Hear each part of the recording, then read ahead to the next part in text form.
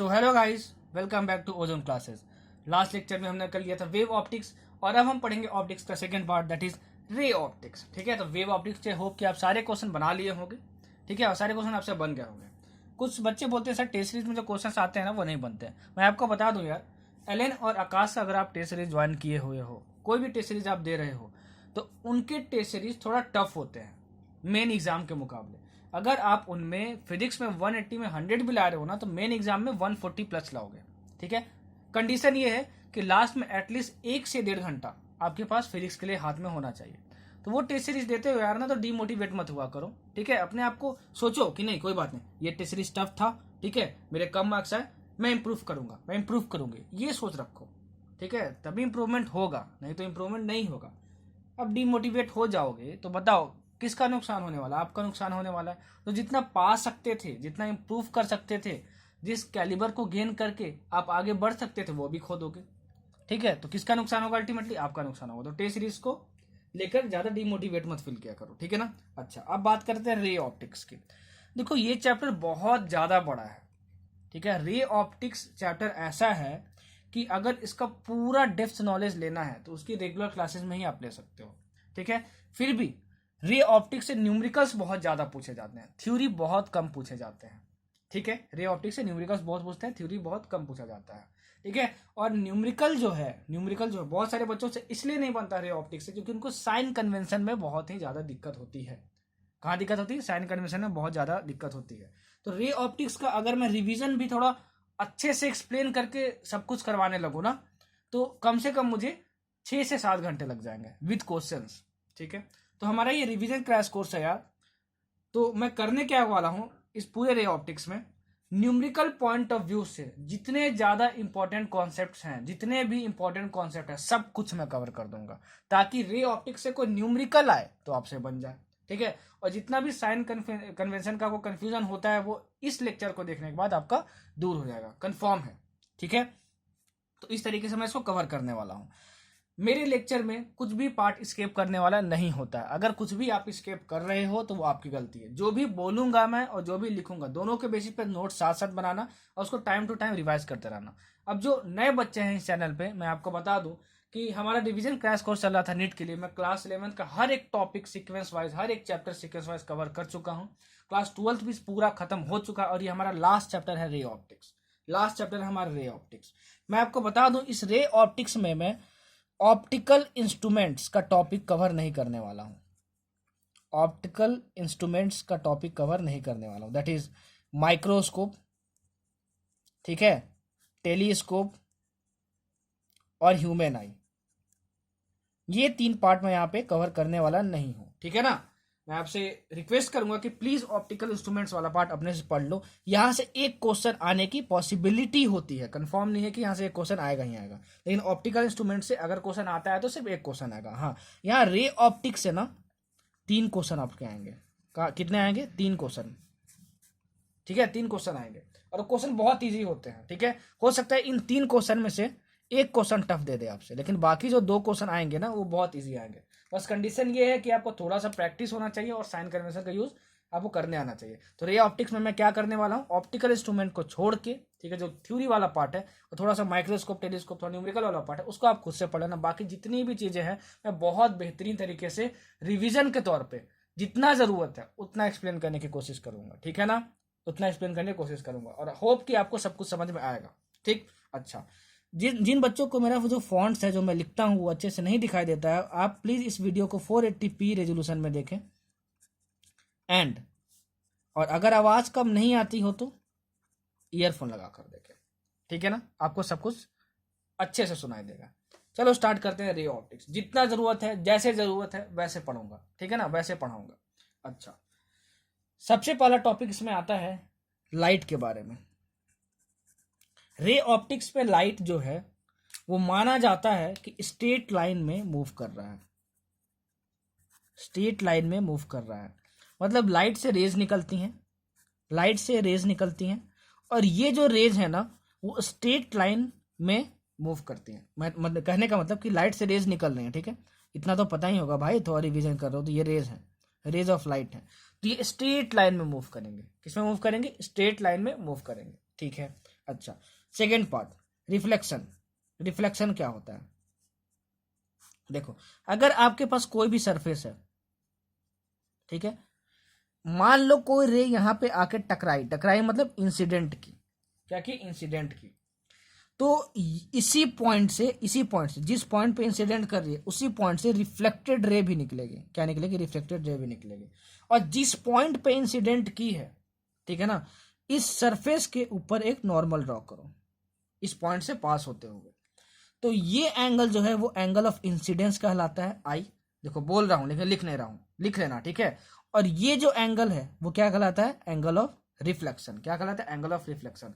तो angle I is equal to angle R होता है। क्या होता है? Angle I is equal to angle R होता है, मतलब angle of incidence is equal to angle of reflection होता है। और ये जो लाइन है वो नॉर्मल कहलाता है। ये जो नॉर्मल है वो सरफेस के परपेंडिकुलर होना चाहिए। अगर मैं मान लो बोल दूं, मैं मान लो ये बोल दूं कि ऐसा कोई सरफेस है, रे यहां पे आके टकराई, ठीक है, तो जिस पॉइंट पे टकराई है उस पॉइंट से नॉर्मल पास होना चाहिए और सरफेस के परपेंडिकुलर होना चाहिए। तो यहाँ पे ये सरफेस है, तो देखो नॉर्मल कुछ ऐसा आएगा यहाँ पर, ठीक है, ये 90 डिग्री होना चाहिए इस सरफेस के, ठीक है। अच्छा, इंसिडेंट रे कैसे जाएगी? जितना एंगल नॉर्मल के साथ बनाते हुए आई थी उतना एंगल नॉर्मल के बनाते हुए चली जाएगी, ठीक है ना। तो ये आपका क्या होगा? रिफ्लेक्टेड रे होगा, मतलब ये एंगल आई और ये एंगल आर होगा, मतलब जो नॉर्मल है वो सरफेस के परपेंडिकुलर होना चाहिए। और देख रहे हो आप यहाँ पर कि जो इंसिडेंट रे है और जो रिफ्लेक्टेड रे है और जो नॉर्मल है सभी सेम प्लेन पे है, सभी सेम प्लेन पे है। मतलब देखो इस पे पेपर में मैं ड्रॉ कर रहा हूँ ना, तो इंसिडेंट रे मान लो ऐसे आ रही है, तो रिफ्लेक्टेड रे ऐसे नहीं चली जा रही है, ये दूसरा प्लेन हो गया, इसी पेपर में जा रही है, ठीक है ना। और नॉर्मल भी इसी पेपर में मैं ड्रॉ किया हूँ। इसका मतलब क्या कि ये तीनों सेम प्लेन में है। ये लॉज ऑफ रिफ्लेक्शन इसको बोलते हैं।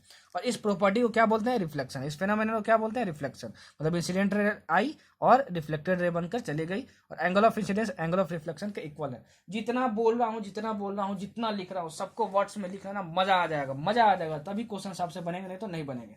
और हाँ यार, एक रिक्वेस्ट कर रहा हूँ यार, अगर लेक्चर पसंद नहीं आती है आपको तो कोई बात नहीं, आप लेक्चर नहीं देख सकते हो, ठीक है। एक दो बच्चे हैं यार, मतलब मैं अपने पिछले वीडियोस पे कमेंट पढ़ रहा था, मैं उन बच्चों का नाम नहीं लूंगा। अगर आपको वीडियो पसंद नहीं आती है यार तो आप प्लीज़ वीडियो मत देखो, ठीक है। कम से कम गाली वाला वर्ड यूज़ मत करो यार प्लीज़, ठीक है। आप वीडियो पसंद नहीं आती है तो आप मुझे सजेशन दे सकते हो, मैं इंप्रूव करने की कोशिश करूंगा, ठीक है। मतलब क्या दर्शाना चाहते हो यार, क्या शो करना चाहते हो? गाली दे के आप क्या बहुत बड़े हो जाओगे क्या? नहीं, ऐसा कभी नहीं होता है, ठीक है। गाली देके आप खुद अपनी बेइज्जती करवा रहे हो, मुझे क्या फर्क पड़ने वाला? मुझे कुछ फर्क पड़ने वाला नहीं है, आप हो या ना हो, ठीक है ना। जो बच्चे मुझे देखते हैं वो हमेशा देखते रहेंगे, जो बच्चे मेरी रिस्पेक्ट करते हैं वो मेरी हमेशा रिस्पेक्ट करते रहेंगे। अगर मैं 1 मिनट के भी लेक्चर देके जाऊंगा ना तो जो बच्चे मेरी रिस्पेक्ट करते हैं ना वो हमेशा करेंगे। मतलब जो रिस्पेक्ट आती है ना वो मांगी नहीं जाती है और वो सामने वाले के दिल से आती है। तो आपको वो देना है तो ठीक है, नहीं देना है तो कोई बात नहीं, ठीक है। अगर आपको वीडियो पसंद नहीं आती, आपको लेक्चर पसंद नहीं आती है तो आप जा सकते हो, जिस चैनल पे आपको देखना है लेक्चर उस चैनल पे देखो। मैं कभी किसी बच्चे को नहीं रोका हूँ कि आप मेरे ही लेक्चर देखो। मैं हमेशा बोलता हूँ जहाँ पे आप कंफर्टेबल हो वहाँ पे आप देखो, ठीक है। मैं यहाँ सब बच्चे की बात नहीं कर रहा हूँ। अगर मेरे 1,000 स्टूडेंट्स हैं, अगर मेरे 2,000 स्टूडेंट्स हैं तो उनमें से गिने चुने 1-2 बच्चे हैं, ठीक है। मैं अभी फिलहाल में ही प्रीवियस कमेंट्स पढ़ रहा था, ठीक है ना, प्रीवियस अपने लेक्चर्स पे। 1-2 बच्चे मुझे मिले यार, यार मतलब क्या दर्शाते हो यार, मतलब समझ नहीं आता। 11th-12th के स्टूडेंट हो, नीट की तैयारी कर रहे हो यार, डॉक्टर बनने वाले हो, मतलब क्या बोलूँ मैं यार, नहीं समझ में आता है कुछ पूछ लो। अगर मैं भी एक इंसान हूँ, थोड़ी बहुत कुछ गलती हो जाती है तो आप बता सकते हो, मैं उसका भी कमेंट में रिप्लाई करता हूँ कि हाँ शायद मैंने यहाँ पे गलती कर दी है, आपको ये सुधार लेना चाहिए। गजब करते हो यार, मतलब क्या बोलूँ। कभी कभार लगता है कि मतलब एक ही दो बच्चे हैं ऐसे, लेकिन फिर भी यार मतलब मैं एक्सपेक्ट नहीं करता यार। मतलब आप लोग नीट की तैयारी कर रहे हो, आप लोग डॉक्टर बनने वाले हो और इतनी गंदी चीज़ आप दर्शाते हो कमेंट में। मैं कितने बार बोला हूँ कि अगर आपको वीडियो पसंद ना आई हो तो आप डिसलाइक कर दो, अगर वीडियो पसंद ना आए आपको तो दूसरे चैनल पर जाके वीडियो देखो, ये भी मैं आपको बोलता हूँ। अगर फिर भी आप अपनी सजेशन देना चाहते हो, you are most welcome in the comment section. आप अपने सजेशन दे सकते हो, सर ये पार्ट मुझे समझ में नहीं आया, आपको ऐसे करना चाहिए, आपको ऐसे करना चाहिए। मैं वो भी इम्प्रूव करने का पूरा अपना बेस्ट कोशिश करूंगा। लेकिन यार मतलब गाली लिख देना कमेंट में यार, छी। मतलब you should be same at your self. शर्म आनी चाहिए आप लोगों को, ठीक है। कि मतलब आप नीट और डॉक्टर मतलब नीट की तैयारी कर रहे हो, डॉक्टर बनने की तैयारी हो, या फिर किसी भी एग्जाम की तैयारी कर रहे हो, शर्म आनी चाहिए आप लोगों को। मैं सबकी बात नहीं कर रहा हूँ यहाँ पे। अगर मेरी किसी वीडियोस पे 5,000 व्यूज़ हैं, मेरे 5,000 स्टूडेंट हैं, तो उसमें 2-3 स्टूडेंट ऐसे हैं, लेकिन फिर भी यार मैं आप लोगों की रिस्पेक्ट करता हूँ। आप लोग कुछ भी बोलो, ठीक है, मैं एक टीचर हूँ, आप कुछ भी बोलोगे, मेरा कर्म है, मेरा धर्म है कि मैं आपको पढ़ाऊँ, ठीक है, और मैं वो करूँगा, दिल से करूँगा। ये नहीं कि भाई कुछ बोल दिया तो फिर मैं उन कमेंट्स का भी रिप्लाई करता हूँ। तो प्लीज़ यार मतलब समझो कि ज़िंदगी क्या है, और जो आपको आगे ज़िंदगी में ले जाने वाली वो रिस्पेक्ट ही ले जाने हैं, ठीक है ना। किसी की रिस्पेक्ट करोगे ना यार, तभी तो आपको रिस्पेक्ट मिलेगा, नहीं तो नहीं मिलेगा।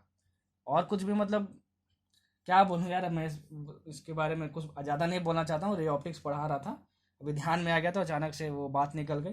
तो ठीक है यार, मुझे भी कोई फ़र्क नहीं पड़ता उससे, मैं बस बोल दिया एक बार, मैं बस समझा रहा हूँ आप लोगों को, ठीक है, कि आप लोग सभी बहुत ज़्यादा अच्छे बच्चे हो।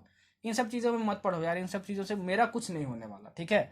आप तो मुझसे कभी ना मिले हो, ना मुझे कभी फेस टू फेस देखे हो, ठीक है। तो मेरा यहाँ पे कुछ भी नहीं होने वाला है, बिगड़ने आपका वाला है, ठीक है ना, इतना समझ लेना, ठीक है। क्योंकि अगर आपकी आज ये आदत है 11th-12th में, जब आप नीट की तैयारी करो, तो बाद में और ख़राब आदत होने वाली है। तो यार पसंद आती है वीडियो तो देखो, नहीं तो मत देखो। और मैं फिर से देना चाहता हूँ, मैं डिस्क्लेमर दे रहा हूँ कि ये सभी बच्चों के लिए नहीं है।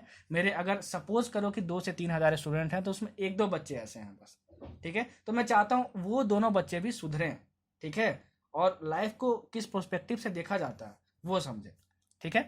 तो ठीक है यार, उन दोनों बच्चों को भी बोल रहा हूँ मैं कि सोचो यार कि आप क्या बोल रहे हो, क्या कमेंट कर रहे हो, और उससे किसका नुकसान होने वाला है और किसका फायदा होने वाला। कुछ नहीं होने वाला उससे, उसका नेट रिजल्ट 0 होने वाला है, बल्कि बिगड़ोगे आप, ठीक है, और आपका ही घाटा होगा, ठीक है। खैर, मेरा समझाना काम था, मैं एक बार समझा दिया। मैं चाहता नहीं था कि इन सारी चीज़ों को मैं वीडियो में यहाँ पे बीच में लाऊं, लेकिन याद आ गया तो बोल दिया।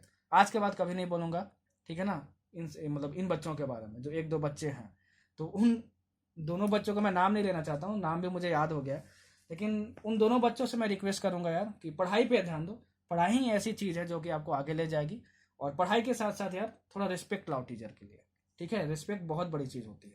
खैर, रिफ्लेक्शन के बारे में हम लोग यहाँ पर देख लिए थे, ठीक, रिफ्लेक्शन देख लिए, और रिफ्लेक्शन देख लिए, और यहाँ पे एक सरफेस था, एंगल ऑफ इंसिडेंस और एंगल ऑफ रिफ्लेक्शन इक्वल हो गया, और हमारा ये सरफेस, ठीक है, हमारा रिफ्लेक्शन हो गया, ठीक है, रिफ्लेक्शन हो गया। रिफ्लेक्शन के बारे में आपको इतना ही जानना, ये लॉज ऑफ रिफ्लेक्शन कहलाता है कि angle of incidence angle of reflection equal होता है, और जो नॉर्मल है इसके परपेंडिकुलर होना चाहिए, और इंसिडेंट रे, नॉर्मल और रिफ्लेक्टेड रे, तीनों जो है वो सेम प्लेन में लाई करते हैं, ठीक है। अब चलो बढ़ते हैं आगे। अब देखो, वर्चुअल इमेज क्या होता है, वर्चुअल इमेज क्या होता है, और रियल इमेज क्या होता है।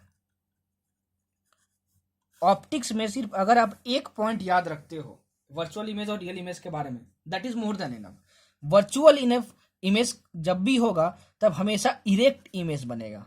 कैसा बनेगा? इरेक्ट इमेज बनेगा। रियल इमेज जो होगा वो हमेशा इन्वर्टेड बनेगा। इन्वर्टेड मतलब होता है उल्टा, इरेक्ट मतलब होता है सीधा। इरेक्ट मतलब होता है सीधा, मतलब कि अगर मान लो ये तुम्हारा ऑब्जेक्ट है, ठीक है, ऑप्टिक्स में ऑब्जेक्ट को इससे डिनोट करते हैं। रिवीजन कर रहे होगे, इतना पता ही होगा, नहीं पता तो कोई बात नहीं। ऑप्टिक्स में ऑब्जेक्ट को ऐसे डिनोट करते हैं। तो अगर ऑब्जेक्ट ऐसा है और इसका इमेज भी सीधा बना, इसका इमेज भी सीधा बना, तो इरेक्ट इमेज बना उसको बोलते हैं। तो इरेक्ट इमेज जब भी बनेगा तो वर्चुअल इमेज बनेगा। वर्चुअल इमेज बनेगा मतलब उस इमेज को आप स्क्रीन पे ऑब्टेन नहीं कर सकते हो, ठीक है। अच्छा, अब मान लो ये तुम्हारा ऑब्जेक्ट था, ये इमेज है। अगर मान लो तुम्हारा जो इमेज है वो ऐसा बन गया, तो ये उल्टा बन गया, देखो उल्टा बन गया, तो इसको बोलते हैं इन्वर्टेड इमेज। तो जब भी इन्वर्टेड इमेज बनेगा हमेशा क्या होगा? एक रियल इमेज फॉर्म होगा। क्या होगा? एक रियल इमेज फॉर्म होगा। That can be obtained on A screen, that can be obtained on A screen, ठीक है। तो इतना याद रखना कि वर्चुअल के साथ हमेशा इरेक्ट इमेज बनता है, रियल के साथ हमेशा इन्वर्टेड इमेज बनता है, ठीक है। अच्छा, इतना हमको समझ में आया। अच्छा ठीक है, अब बढ़ते हैं आगे और पढ़ेंगे हम लोग प्लेन मिरर के बारे में। प्लेन मिरर की प्रॉपर्टीज जान लो, क्या क्या होती हैं, क्या क्या नहीं होती हैं, कैसे कैसे सॉल्व करना है क्वेश्चन, क्या क्या आ सकता है, क्या क्या नहीं आ सकता है, ठीक है। पहला देखो, प्लेन मिरर। प्लेन मिरर, एक लाइन खींच दो, ठीक है, और इसके पीछे में सिल्वरिंग कर दो, मतलब यहाँ पे सिल्वर लगा दो, ठीक है। चांदी मत समझ लेना, मतलब यहाँ पे पेंट कर दो आप, ठीक है। यहाँ पे क्या कर दो? पेंट कर दो आप। तो ऐसा आपको कल प्लेन मिरर दिखेगा। प्लेन मतलब क्या हुआ, इसको देखो प्लेन सरफेस बोलते हैं, इसको देखो प्लेन सरफेस बोलते हैं, ठीक है ना। तो ये प्लेन और मिरर, मिरर कैसे बना, यहाँ पे आप सिल्वरिंग कर दिए, मतलब यहाँ पे आप पेंट कर दिए, तो ऐसा कुछ प्लेन मिरर आपका दिखता है। प्लेन मिरर की कुछ अच्छी अच्छी प्रॉपर्टीज होती है, देखो क्या है, याद रखना है आपको।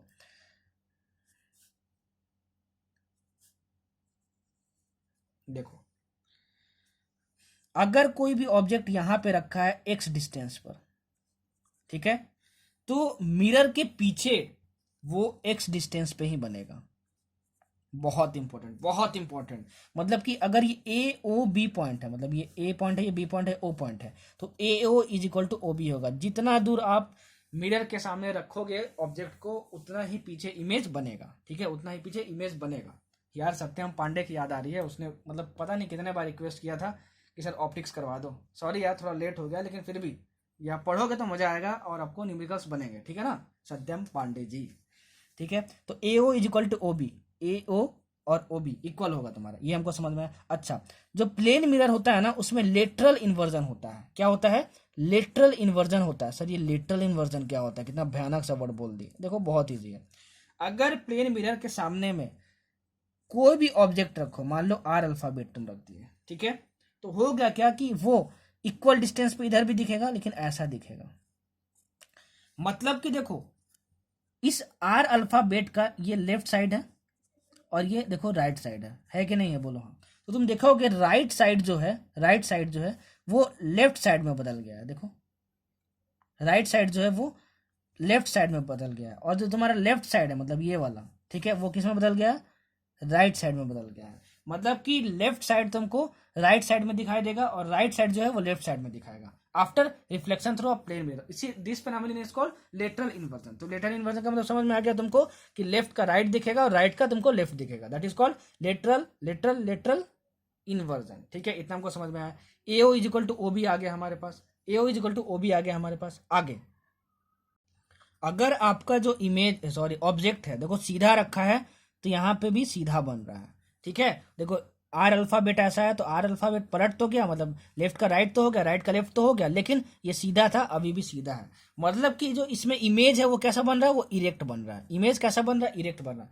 अगर इमेज इरेक्ट बन रहा होता है तो कैसा इमेज मिलता है साथ में, वर्चुअल इमेज मिलता है। सर ने बताया था, मतलब प्लेन मिरर के केस में वर्चुअल एंड इरेक्ट इमेज आपको मिलता है, ये हमको समझ में आता है, ठीक है, इतना समझ में आया। अच्छा एक चीज और देखो, एक चीज और देखो, अगर मान लो प्लेन मिरर के सामने में कोई आदमी खड़ा हो गया, मान लो आप ही खड़े हो, सत्यम पांडे जी यहाँ पे खड़े हैं, ठीक है, सत्यम पांडे जी यहाँ पे खड़े हैं, ठीक है। वो चाहते हैं कि अपना फुल इमेज इस प्लेन मिरर में देख पाए, क्या कर पाए, अपना फुल इमेज इस मिरर में देख पाए, ठीक है ना। और सत्यम पांडे जी की जो हाइट है वो क्या है, स्मॉल एच, क्या है, स्मॉल एच, ठीक है। तो अगर उसको अपना फुल इमेज इस प्लेन मिरर में देखना है तो इस प्लेन मिरर की जो हाइट है, जो लेंथ है, ठीक है, हाइट या फिर बोल लो length of plane mirror, length of plane mirror वो कितनी होनी चाहिए, वो होनी चाहिए कितनी, h/2। ये मिनिमम है, कितनी है, मिनिमम है। मतलब कि to see the complete image in a plane mirror the minimum length of plane mirror should be the half the height of the person, ठीक है, half the height of the person. यहां से question आता है, यहां से question आता है, ठीक है। अच्छा इतना हमको समझ में आया, ये हमको समझ में आया। अच्छा ये जो h/2 है ना, मतलब कि लेंथ ऑफ प्लेन मिरर है ना, वो दो चीजों पे डिपेंड नहीं करता है, ठीक है। अब मान लो सत्यम पांडे जी का आंख यहाँ पर है, वो यहां से देख रहे हैं इस मिरर को, मान लो वो बैठे हुए थे तो उनका आंख यहाँ पे था, ठीक है ना, और जब वो खड़े हो गए तो उनका आंख यहाँ पे आ गया, ठीक है, और उनको देख रहे हैं। तो ग्राउंड लेवल है ये, मान लो तुम्हारा ये ग्राउंड लेवल है, तो ग्राउंड से ऊपर कितना उनका हाइट आंख का है, ठीक है ना, वो डिपेंड नहीं करता इसके रिजल्ट पे। सर क्या बोल रहे हैं, सर क्या बोल रहे हैं, सर थोड़ा क्लियर बोलिए, ठीक है, बिल्कुल बोलूंगा। देखो minimum length of the mirror should be h/2, ठीक है ना। अब मान लो सत्यम जी यहाँ पे अपना आंख ला के इसको देख रहे हैं, प्लेन मिरर को देख रहे हैं, और मान लो थोड़ा सा ऊपर अपना आंख लिया है फिर इसको देख रहे हैं, तब भी उनको अगर फुल इमेज अपना देखना होगा, ठीक है ना, इस प्लेन मिरर में, तो प्लेन मिरर की लेंथ कितनी होनी चाहिए, h/2 होनी चाहिए, ठीक है। अच्छा दूसरी चीज, अगर मान लो सत्यम पहले यहाँ पे खड़ा है, ठीक है, बाद में मान लो यहाँ पे खड़ा है, बाद मान लो यहाँ पे खड़ा है, तो सर क्या minimum length of plane mirror अभी भी h/2 यूज होगी to see its full image, तो मैं बोलूंगा हाँ सेम लेंथ की यूज होगी मिरर, ठीक है। मतलब कि सत्यम इस मिरर से कितने भी डिस्टेंस पे खड़ा हो जाए, ठीक है ना, उसको उसको उसको अपनी अगर फुल इमेज देखनी है इस प्लेन मिरर में, तो length of the plane mirror should be h/2, that is a minimum length, that is the minimum. आया समझ में, आया समझ में। अच्छा ठीक है, अब देखो डेविएशन, डेविएशन क्या होता है, डेविएशन क्या होता है। मान लो आपका प्लेन मिरर है, मान लो आपका प्लेन मिरर है, डेविएशन का कॉन्सेप्ट आपको सिखा रहा हूँ, ठीक है ना। इंसिडेंट रे आई ऐसी और रिफ्लेक्टेड रे गए ऐसी, ठीक है। तो अगर ये प्लेन मिरर नहीं होता, अगर ये प्लेन मिरर नहीं होता तो रिफ्लेक्शन नहीं होता, तो अगर रिफ्लेक्शन नहीं होता तो ये इंसिडेंट रे ऐसे चली गई होती, ऐसे चली गई होती, लेकिन गई कैसे, ऐसी गई, ठीक है। मतलब ये जो एंगल होता है ना, जिसको हम लोग डेल से डिनोट करते हैं, that is called the angle of deviation. क्या बोलते हैं उसको, एंगल ऑफ डेविएशन। तो इस केस में एंगल ऑफ डेविएशन कितना होगा, देखो ये आई है और ये आर है, ठीक है। आपको क्या चाहिए, आपको ये पूरा एंगल चाहिए, ठीक है ना, आपको ये पूरा एंगल चाहिए। तो ये आई है तो ये भी आई होगा वर्टिकली ऑपोजिट एंगल। तो I plus R plus delta linear pair से 180 डिग्री हो जाएगा, delta plus I plus R is equal to 180 degree, and angle I is equal to angle R, law of reflection, तो ये तुम्हारा 2i हो जाएगा। तो delta is equal to 180 degree minus 2i, ये तुम्हारा डेविएशन का कॉन्सेप्ट होगा। डेविएशन किसको बोलते हैं, मतलब कि इंसिडेंट रे जिस डायरेक्शन में जा रही थी उस डायरेक्शन में उसके पाथ को इलोंगेट कर दो, उसी तरफ ले जाओ, और देखो कि रिफ्लेक्टेड रे किस डायरेक्शन में जा रही है, तो उन दोनों के बीच में जो एंगल होगा वो क्या होगा, एंगल ऑफ डेविएशन होगा। सब कुछ बना के समझा रहा हूँ, क्योंकि रे ऑप्टिक्स में जब तक डायग्राम आपको नहीं दिखेगा ना, तब तक आप सिर्फ थ्योरी पढ़ के कुछ नहीं कर सकते हो, कुछ भी नहीं कर सकते हो, ठीक है। तो ये था आपका प्लेन मिरर, ठीक। अब बढ़ो आगे। अब मान लो कि अगर ये तुम्हारा जो प्लेन मिरर है, ठीक है ना, ये तुम्हारा प्लेन मिरर है, जैसे देखो मैं यहाँ एग्जांपल ले रहा हूँ, ये देखो आपका ये प्लेन मिरर है।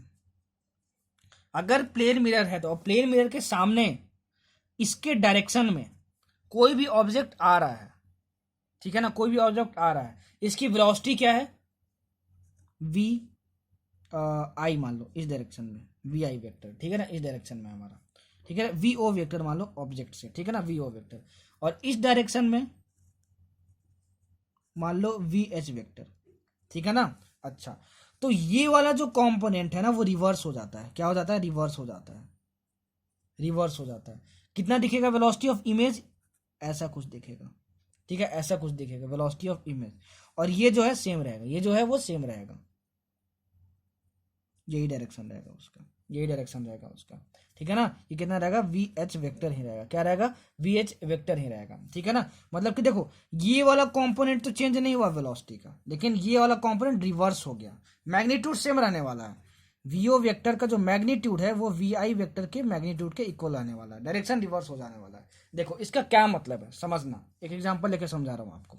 अगर मान लो आपको दिया हो कि एक प्लेन मिरर रखा हुआ है ऐसे, ठीक है, और कोई ऑब्जेक्ट है वो इस डायरेक्शन में मूव कर रहा है, तो इस डायरेक्शन में वो 2 मीटर पर सेकेंड इसकी स्पीड है, और इस डायरेक्शन में उसकी स्पीड है 4 मीटर पर सेकेंड, ठीक है ना, ऐसे मूव कर रहा है वो प्लेन मिरर के सामने में। तो बताओ वेलोसिटी ऑफ इमेज क्या होगी, वेलोसिटी ऑफ इमेज क्या होगी। तो आप बोलोगे कि ये वाला जो कंपोनेंट है उसका मैग्नीट्यूड तो सेम होने वाला है, देखो वी ओ वी आई, इसका मैग्नीट्यूड तो सेम होने वाला है, लेकिन इसका डायरेक्शन रिवर्स हो जाने वाला है। मतलब वेलोसिटी ऑफ इमेज ऐसी होगी 2 मीटर पर सेकेंड, और इसका डायरेक्शन भी सेम रहने वाला है, ठीक है, और दोनों की मैग्नीट्यूड भी सेम रहने वाली है 4 मीटर पर सेकेंड।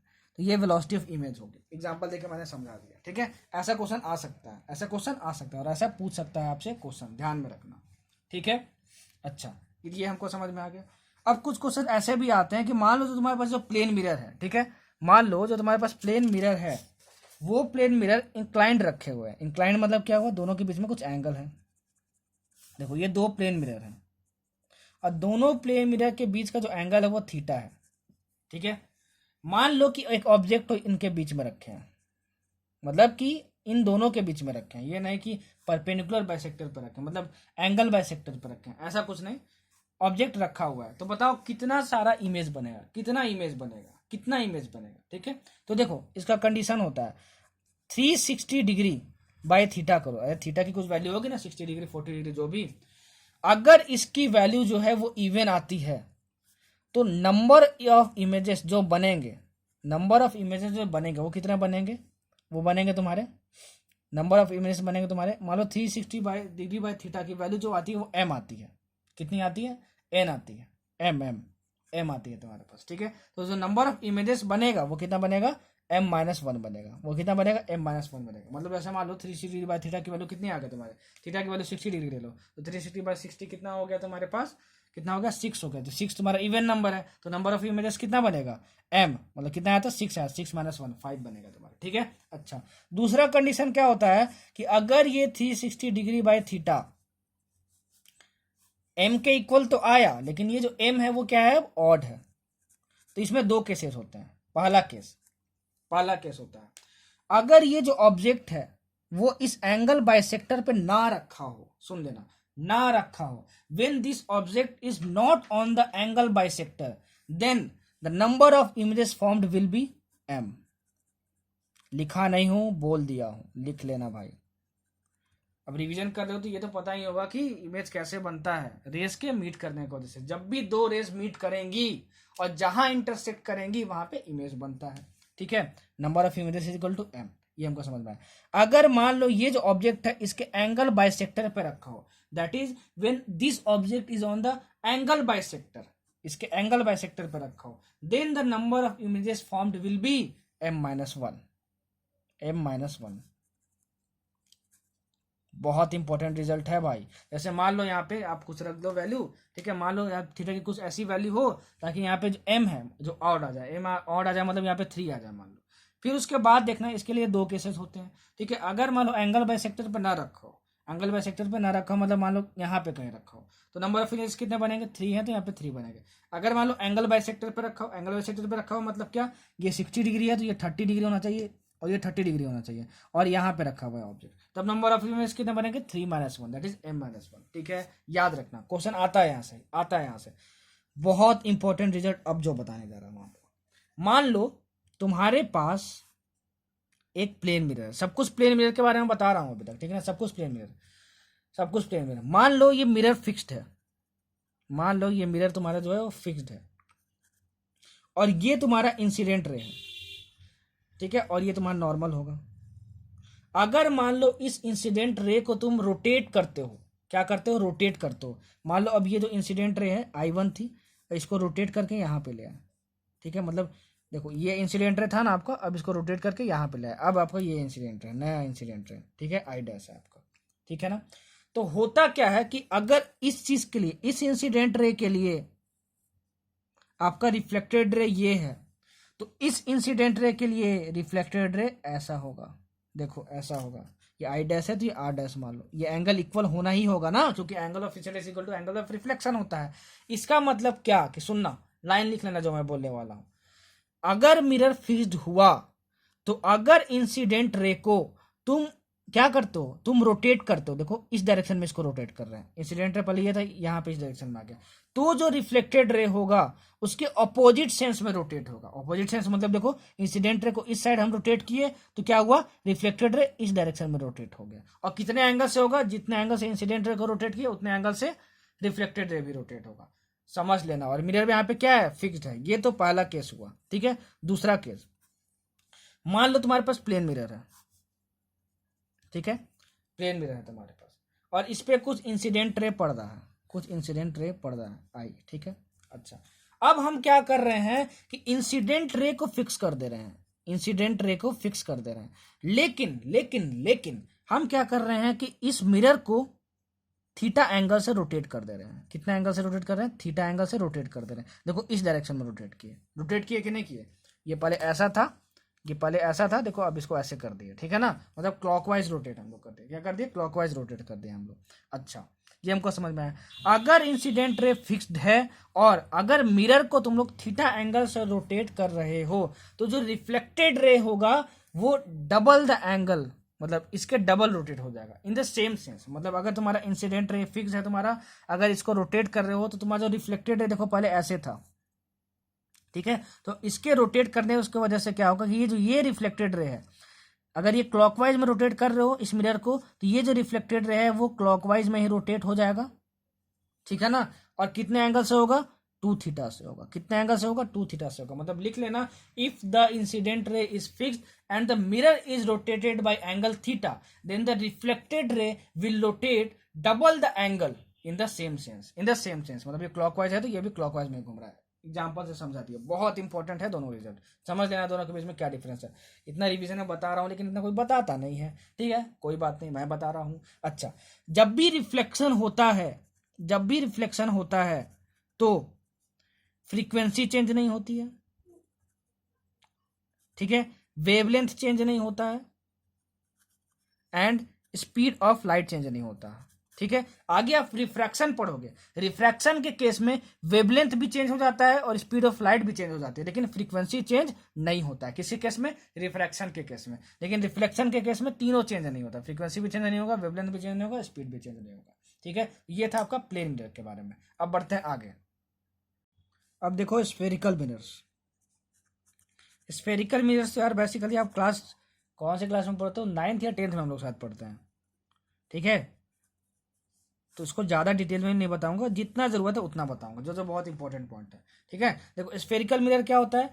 कोई भी स्फीयर हुआ, ठीक है, उसका छोटा सा पार्ट काट के निकाल लो, ठीक है, इस तरीके से। दो तरीके से आप निकाल सकते हो, ऐसा निकाल सकते हो, ठीक है, और ऐसा निकाल सकते हो।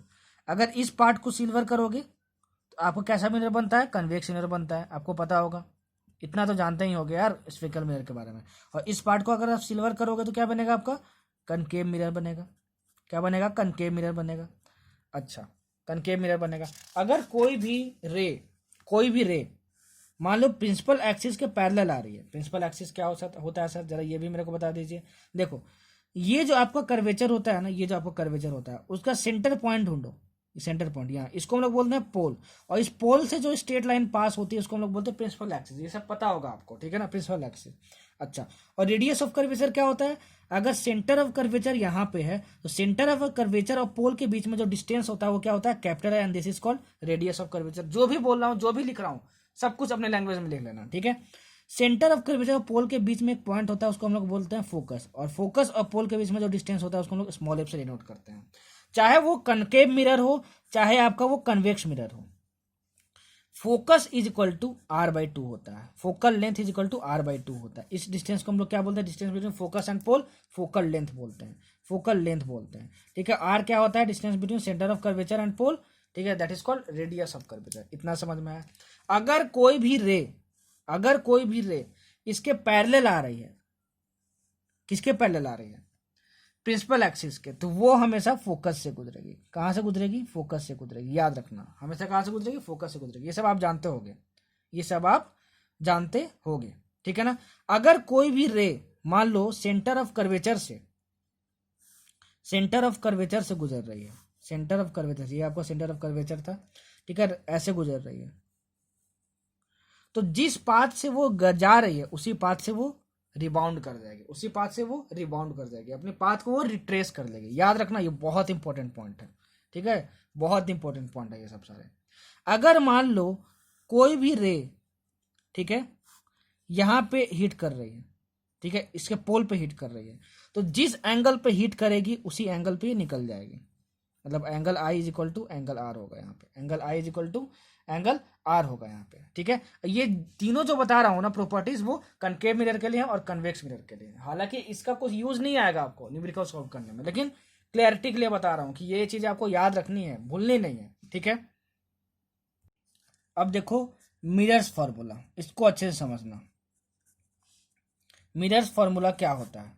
मिरर्स फॉर्मूला होता है 1/f is equal to 1/u plus 1/v, ठीक है ना। देखो इसको कैसे यूज करेंगे, एक साइन कन्वेंशन मैं आपको बताने वाला हूँ, वो साइन कन्वेंशन पूरे रे ऑप्टिक्स में यूज होगा, कहीं भी आप गलत नहीं कर पाओगे, ठीक है ना, हमेशा अप्लीकेबल होगा, ठीक है। वो मेरा याद करने का तरीका था जो मैं आपसे शेयर कर रहा हूँ। पूरे रे ऑप्टिक्स में देखना आपको बस यही साइन कन्वेंशन यूज होगा, और सबसे इस साइन कन्वेंशन से आपका सब कुछ बन जाएगा, मतलब कहीं भी गड़बड़ाओगे नहीं, कहीं भी फंसोगे नहीं, ठीक है ना। अच्छा, ये साइन कन्वेंशन क्या है? देखो आपका ये कनकेव मिरर है ना, ठीक है, देखना यही साइन कन्वेंशन सब में यूज करेंगे। इसका सेंटर कहाँ था? यहाँ पे था सेंटर। इस सेंटर से एक परपेंडिकुलर लाइन, मतलब एक टेंजेंट ड्रॉ कर दिए, इसको वाई एक्सिस मान लो और इसको एक्स एक्सिस मान लिए। अच्छा, अब देखो अगर ये तुम्हारा एक्स एक्सिस होता था और ये तुम्हारा वाई एक्सिस होता था, तो ये पॉजिटिव एक्स एक्सिस है और ये पॉजिटिव वाई एक्सिस है। ये निगेटिव वाई एक्स एक्सिस है और निगेटिव वाई एक्सिस है। सेम अप्लाई करना है यहाँ पर भी, सेम अप्लाई करना है यहाँ पर भी। मतलब कि इसके इस साइड में जो भी नंबर होगा, जो भी डिस्टेंस होगा, वो क्या होगा, पॉजिटिव होगा। इस साइड क्या होगा, निगेटिव होगा। इस साइड क्या होगा, पॉजिटिव होगा। इस साइड क्या होगा, निगेटिव होगा।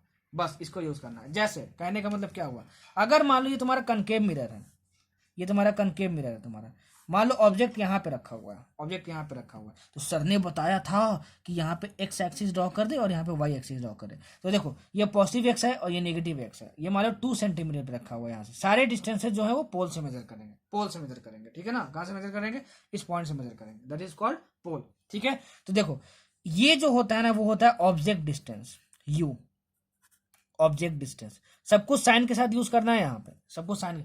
जो जो चीजें गिवन रहेंगी क्वेश्चन में, क्वांटिटी जो जो गिवन रहेगी उसको साइन के साथ पुट करना है। जो जिस चीज की साइन कन्वेंशन क्वेश्चन में ना गिवन हो उसको ना प्लस लेना ना उसको माइनस लेना। जैसे मान लो फोकल लेंथ जो है तुम्हारा क्वेश्चन, वो ना दिया, नहीं दिया कि फोकल लेंथ कितना है, तो आप उसको सिंपली एफ मान के चलना। जो जो क्वांटिटीज दी होंगी उसको साइन के साथ लिखना। आपका जो अननोन क्वांटिटी है वो खुद ना खुद साइन के साथ आ जाएगा और आपको रिजल्ट बता देगा, ठीक है ना। ध्यान में रखना, इसको लिख लेना, ठीक है। बहुत बच्चे इसमें ही गलती करते हैं, इसको लिख लेना जब अभी मैं बोला हूँ, ठीक। अच्छा ये 2 सेंटीमीटर है, तो ये पॉजिटिव एक्स एक्सिस है, पॉजिटिव वाई एक्सिस है। तो ये देखो निगेटिव एक्स एक्सिस है, तो यू कितना हुआ, -2 सेंटीमीटर हुआ, क्योंकि ये निगेटिव एक्स एक्सिस है। अच्छा अब वी की हम लोग बात करते हैं। मान लो कि इस केस में जो इमेज बन रहा है वो कहीं यहाँ बन रहा है 4 सेंटीमीटर पीछे, 4 सेंटीमीटर पीछे, ठीक है ना, इमेज बन रहा है। तो ये वी क्या होता है, वी क्या होता है, इमेज का डिस्टेंस। कहाँ से, पोल से ही, इस पॉइंट से ही इमेज डिस्टेंस होता है तुम्हारे पास, ठीक है। तो वी हम लोग क्या लिखेंगे, वी क्या लिखेंगे, ये तो पॉजिटिव एक्स एक्सिस है, इमेज यहाँ पे बन रहा है, मतलब कि ये पॉजिटिव डिस्टेंस होना चाहिए, ये +4 सेंटीमीटर, ठीक है। मान लो फोकल लेंथ हमको निकालना हो तो उसका हम कोई भी प्लस माइनस लेकर नहीं चलेंगे, इसमें पुट करेंगे, जो भी साइन कन्वेंशन आएगा हमको पता चल जाएगा, ठीक है ना। जो भी साइन आएगा, एफ क्या आएगा, साइन के साथ आएगा आंसर, और हमको पता चल जाएगा कि फोकल लेंथ पॉजिटिव है कि निगेटिव है, ठीक है। हमको आया समझ में, हमको आया समझ में। अच्छा एक चीज और देखो, आपका ये कनकेव मिरर था, कनकेव मिरर था। कनकेव मिरर का जो सेंटर ऑफ कर्वेचर होता है यहाँ पर होता है, इस साइड होता है, ठीक है, यहाँ पर होता है। तो जरा बताओ कि जो इसका रेडियस ऑफ कर्वेचर है, एक ही साइन कन्वेंशन पूरे रे ऑप्टिक्स में याद रखना और कुछ नहीं याद करना है। इस साइन कन्वेंशन के हिसाब से इसका रेडियस ऑफ कर्वेचर कैसा होगा, जरा बताना तो, निगेटिव होगा, क्योंकि ये था आपका साइन कन्वेंशन। तो ये आर डिस्टेंस इस डायरेक्शन में निगेटिव एक्स एक्सिस पे है, तो यहाँ पे रेडियस ऑफ कर्वेचर क्या होगा, निगेटिव होगा। अगर रेडियस ऑफ कर्वेचर निगेटिव है तो देखो फोकल लेंथ क्या होता है, r/2 होता है, कनकेव मिरर के लिए भी और कन्वेक्स मिरर के लिए, कनकेव मिरर के लिए भी और कन्वेक्स मिरर के लिए भी। तो अगर r निगेटिव है तो यहाँ देखो फोकल लेंथ भी निगेटिव आ जाएगा, फोकल लेंथ भी निगेटिव आ जाएगा। सेम देखो यहाँ पे कन्वेक्स मिरर के लिए, आपका कन्वेक्स मिरर है, तो कन्वेक्स मिरर का जो सेंटर ऑफ कर्वेचर होता है ना, वो इस साइड होता है, याद रखना ये सब इस साइड होता है। तो देखो आपका जो साइन कन्वेंशन था वो क्या था, आपका साइन कन्वेंशन था कि ये जो है पोल, इसको क्या मान लो, वाई एक्सिस, और ये आपको मान लो एक्स एक्सिस, ठीक है। तो देखो सेंटर ऑफ कर्वेचर इसका इस डायरेक्शन में होता है, ठीक है। इसका मतलब ये कि ये पॉजिटिव एक्स एक्सिस है, मतलब कि रेडियस ऑफ कर्वेचर क्या होगा उसके लिए, पॉजिटिव होगा। अरे यही तो होता है radius of curvature, centre of curvature और पोल के बीच में डिस्टेंस क्या होगा, पॉजिटिव होगा। तो इसका फोकल लेंथ क्या होगा, F = r/2, that is also positive, ठीक है। ये सारी चीजें याद रखना, कुछ भी छोड़ना मत यार, नहीं तो दिक्कत हो सकती है। समझ में आया। तो इस फॉर्मूले को हम लोग ऐसे यूज करते हैं साइन कन्वेंशन के साथ, हमको ये समझ में आता है, ठीक है। अच्छा अब देखो लीनियर मैग्निफिकेशन क्या होता है, लीनियर मैग्निफिकेशन। लीनियर मैग्निफिकेशन को हम लोग क्या करते हैं, m से डिनोट करते हैं, और जो m का फॉर्मूला होता है वो होता है हमारे पास हाइट ऑफ इमेज आई से by height of object is equal to -v/u, -v/u। बहुत ज्यादा इंपॉर्टेंट है, बहुत ज्यादा इंपॉर्टेंट है, बहुत ज्यादा इंपॉर्टेंट है। HI/HO is equal to -v/u, ये दोनों फॉर्मूला लीनियर मैग्निफिकेशन का यूज करना। कभी ये फॉर्मूला यूज होगा और कभी ये फॉर्मूला यूज होगा। कभी भी क्वेश्चन में अगर हाइट की बात करें, ये क्या है, हाइट ऑफ इमेज है, ठीक है। जैसे मान लो ये हाइट ऑफ इमेज है, हाइट ऑफ ऑब्जेक्ट है। मान लो तुमको हाइट ऑफ ऑब्जेक्ट दिया होगा 2 सेंटीमीटर, तो कभी भी अगर हाइट ऑफ ऑब्जेक्ट दिया हो क्वेश्चन में या फिर हाइट ऑफ इमेज दिया हो, तो समझ जाना कि लीनियर मैग्निफिकेशन के फॉर्मूले में HI/HO वाला जो टर्म आता है उसको भी हमको यूज करना है। This HI/HO is equal to -v/u also, -v/u also, this is called linear magnification. मतलब जो ऑब्जेक्ट है वो कितना मैग्नीफाइड दिखेगा आपको, कितना मैग्नीफाइड दिखेगा आपको। मतलब कि अगर ऑब्जेक्ट का जो हाइट है वो 2 सेंटीमीटर है तो हाइट ऑफ इमेज क्या होगा, ठीक है ना, वो बताता है लीनियर मैग्निफिकेशन, ठीक है। सारे फॉर्मूले याद रखना जो जो आपको बता रहा हूँ, ठीक है, जो जो आपको बता रहा हूँ, ठीक। अच्छा अब चलो बढ़ते हैं आगे, कुछ और चीजें देखो, रे डायग्राम देखते हैं, रे डायग्राम देखते हैं। रे डायग्राम में भी आपको सब कुछ याद नहीं रखना है, ठीक है ना। रे डायग्राम से क्वेश्चन नहीं आता है, ठीक है।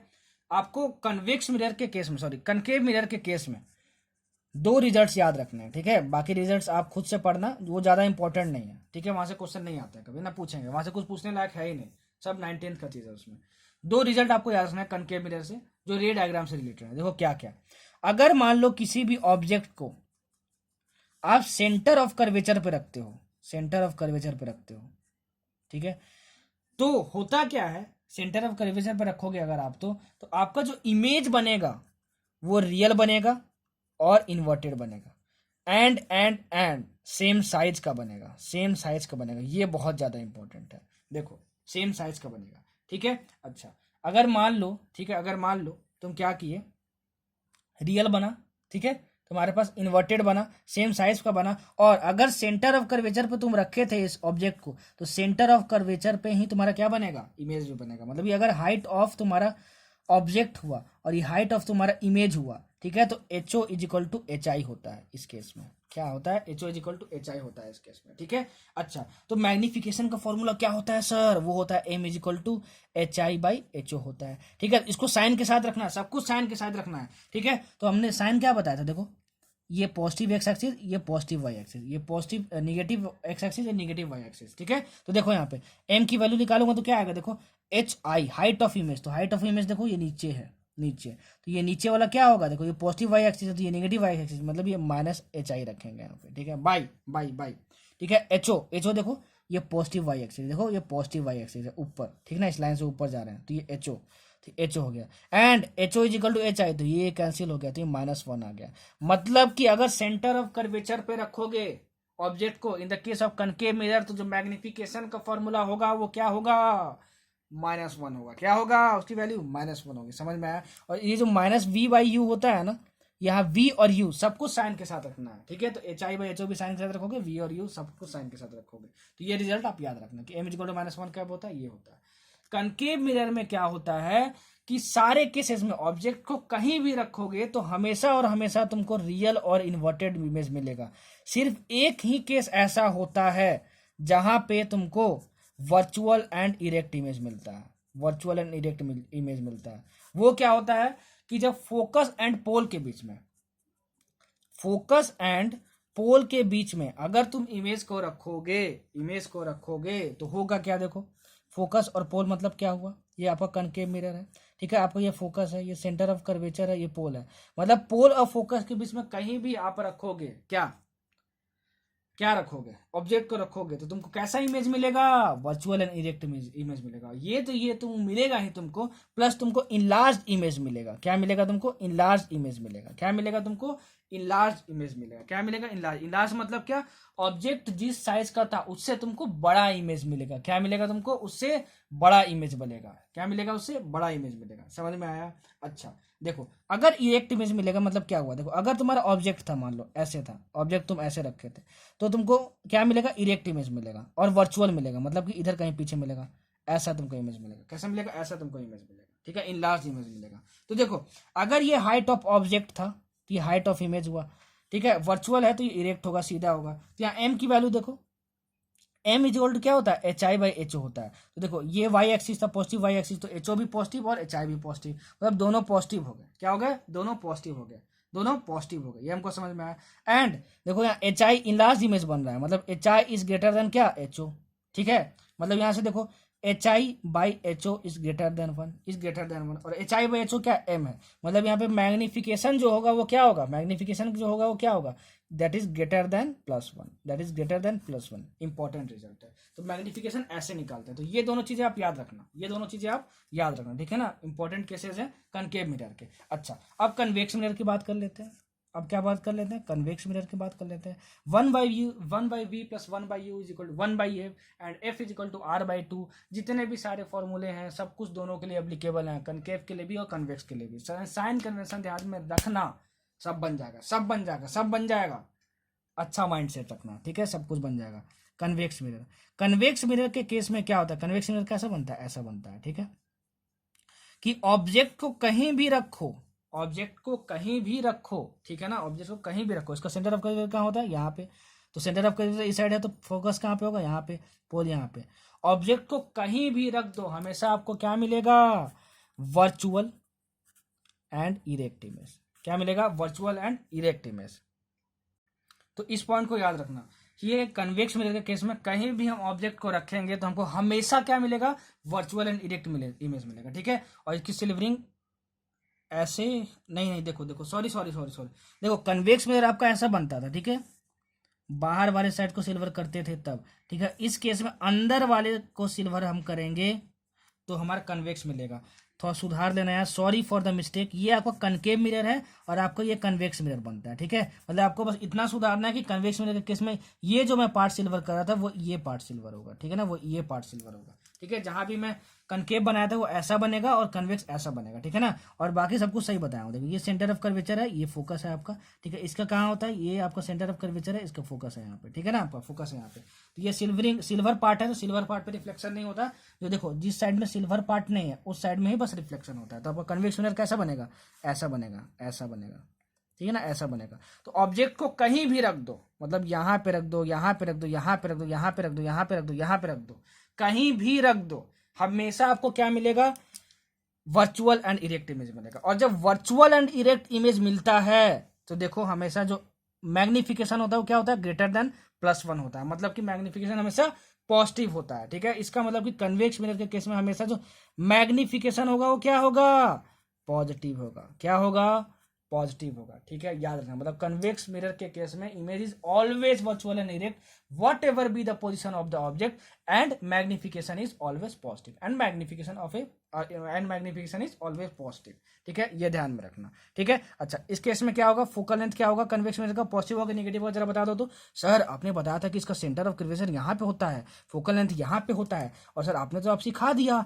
कि ये आपका एक्स एक्सिस है और ये आपका इस साइड में वाई एक्सिस होता है। तो देखो ये एक्स एक्सिस इस डायरेक्शन में है तो कन्वेक्स मिरर का जो फोकल लेंथ है वो क्या होगा, वो पॉजिटिव होगा, क्योंकि यहाँ से डिस्टेंस मेजर करते हैं।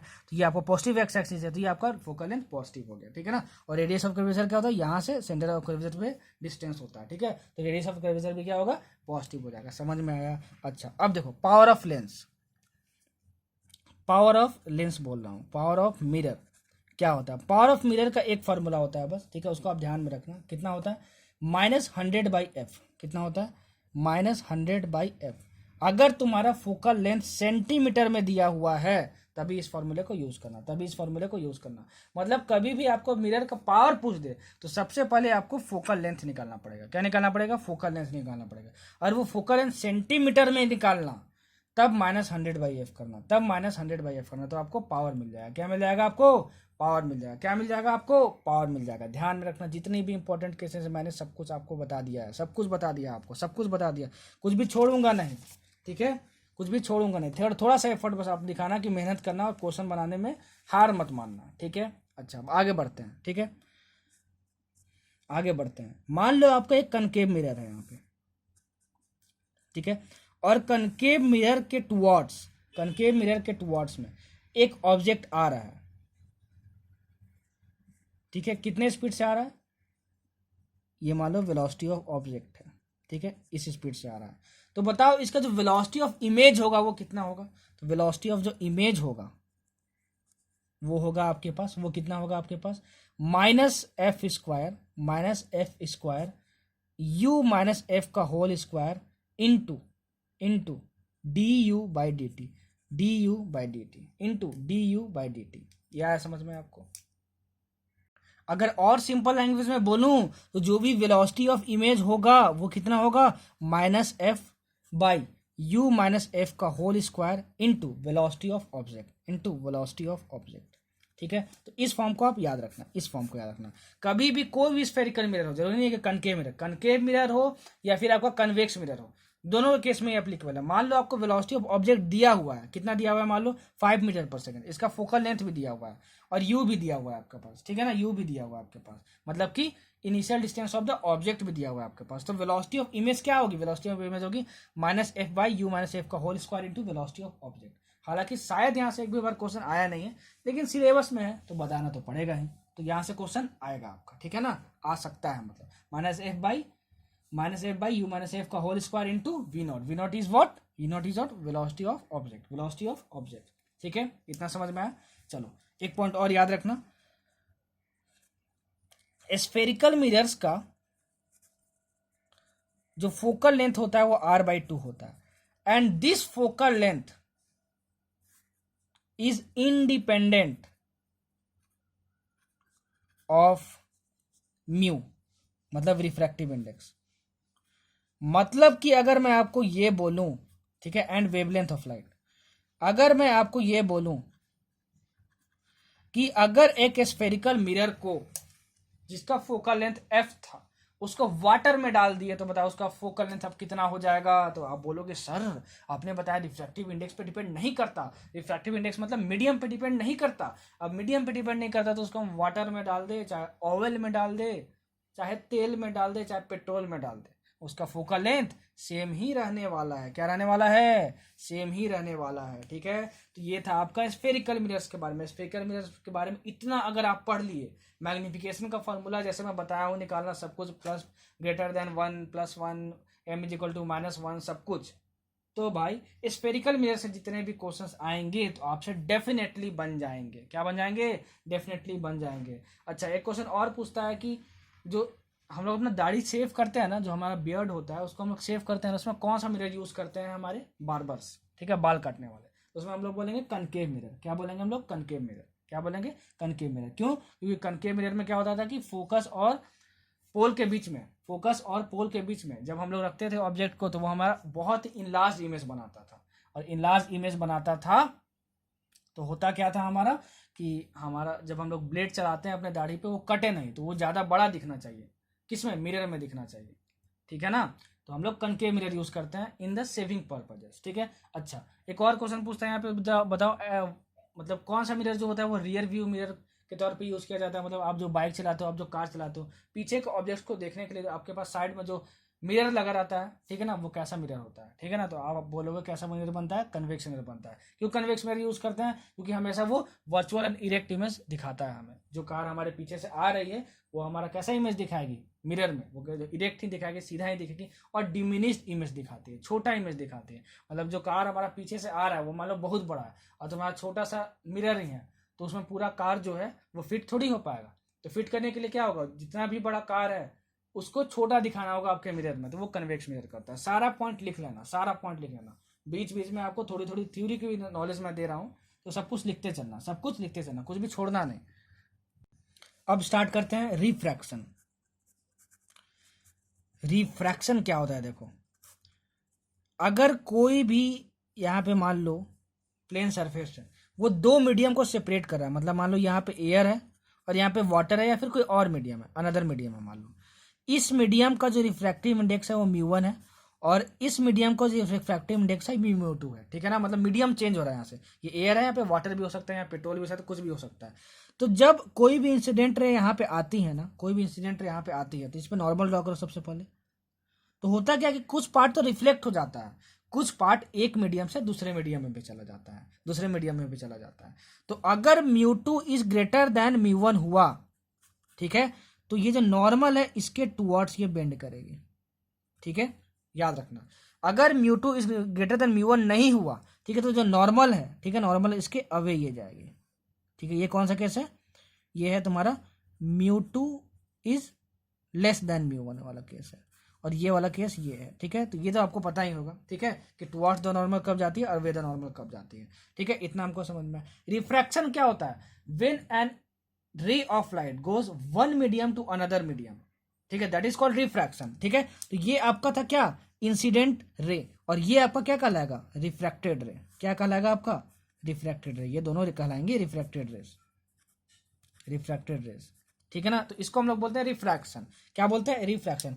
अगर जो एंगल ऑफ इंसिडेंस है, जो एंगल ऑफ इंसिडेंस है वो आई है, तो जो नॉर्मल के साथ जो रिफ्रैक्टेड रे एंगल बनाता है उसको बोलते हैं angle of refraction. And sine I by sine R is equal to होता है μ2 by μ1, that is μ1 into sine I is equal to μ2 into sine are.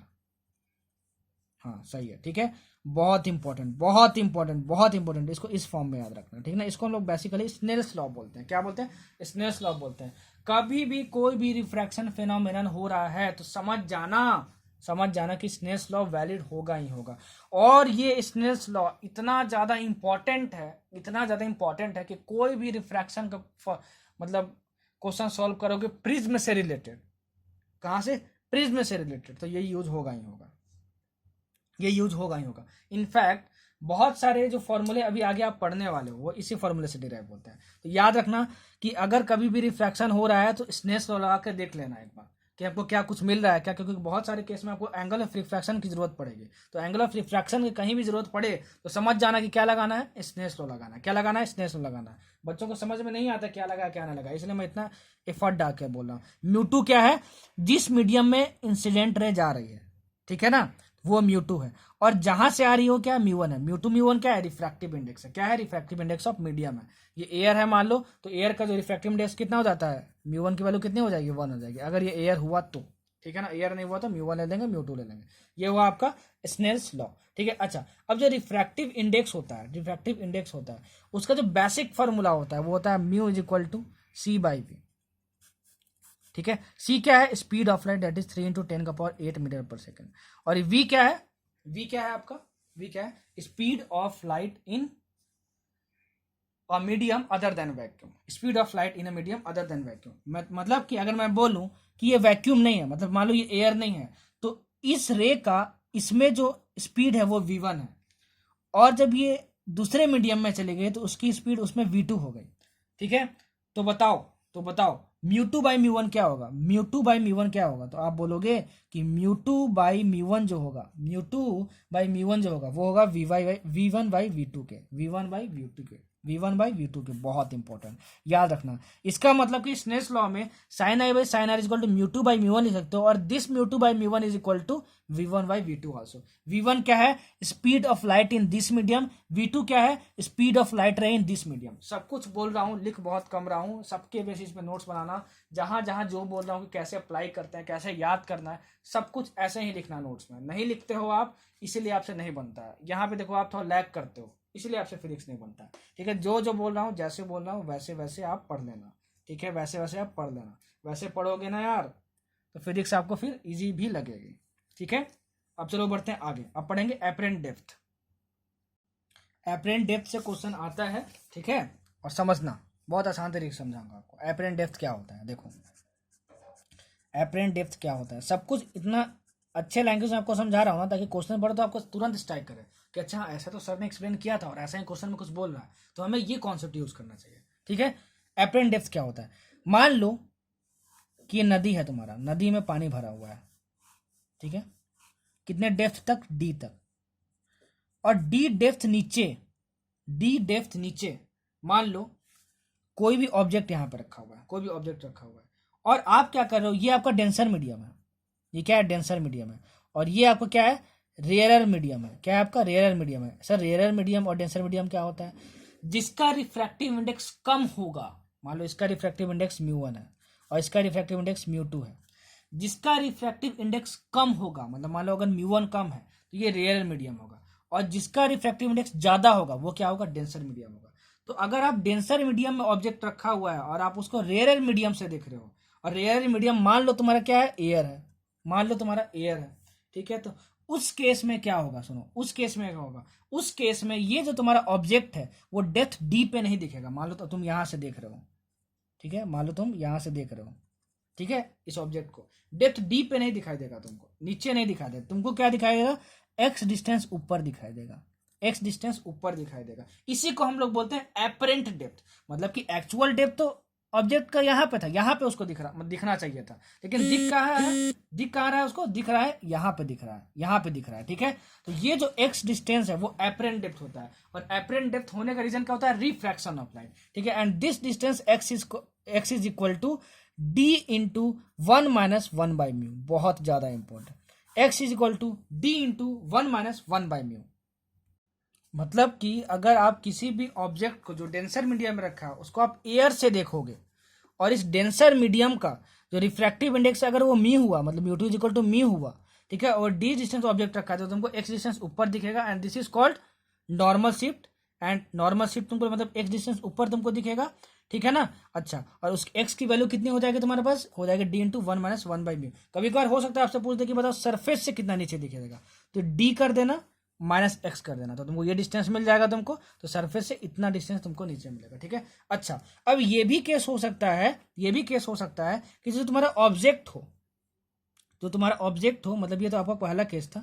आपका दूसरा केस ऐसा हो सकता है कि जो आपका जो ऑब्जेक्ट है वो ऊपर में है, यहाँ पे, ये ऊपर में है यहाँ पर, ठीक है ना, ये ऊपर में यहाँ पे, मतलब ये डी डिस्टेंस है, ठीक है। और मान लो आप किसी डेंसर मीडियम में हो, किसी डेंसर मीडियम में हो, और डेंसर मीडियम में से आप देख रहे हो इस ऑब्जेक्ट को, ठीक है ना, इस ऑब्जेक्ट को आप डेंसर मीडियम में से देख रहे हो, और ये आपका एयर है, क्या है, आपका एयर है, ये आपका डेंसर मीडियम है जिसका रिफ्लेक्टिव इंडेक्स म्यू है। तब क्या होता है, जब यहां से आप देखोगे इस ऑब्जेक्ट को, तो ये एक्स डिस्टेंस ऊपर दिखाई देता है, क्या दिखाई देता है, एक्स डिस्टेंस ऊपर दिखाई देता है, यहाँ पे ये आपको दिखाई देगा, ठीक है। और जितना डिस्टेंस ऊपर दिखाई देगा वो क्या क्या है, आपका क्या है, X is equal to mu minus 1, X is equal to mu minus 1 into D, into क्या, डी।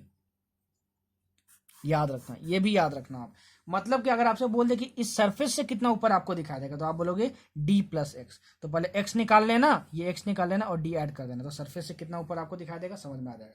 मतलब कि अगर आप रेयर से डेंसर में देखोगे तो आपको ऑब्जेक्ट ऊपर दिखाई देगा, ठीक है। अगर आप डेंसर से एयर में देखोगे तो आपको ऑब्जेक्ट और ज्यादा ऊपर दिखाई देगा, ठीक है ना, मतलब कि जितना एक्चुअल था उससे ज्यादा उसकी हाइट हो जाएगी, ठीक है। याद रखना, दोनों फॉर्मूले बहुत इंपॉर्टेंट है, क्वेश्चन यहाँ से पूछा जाता है।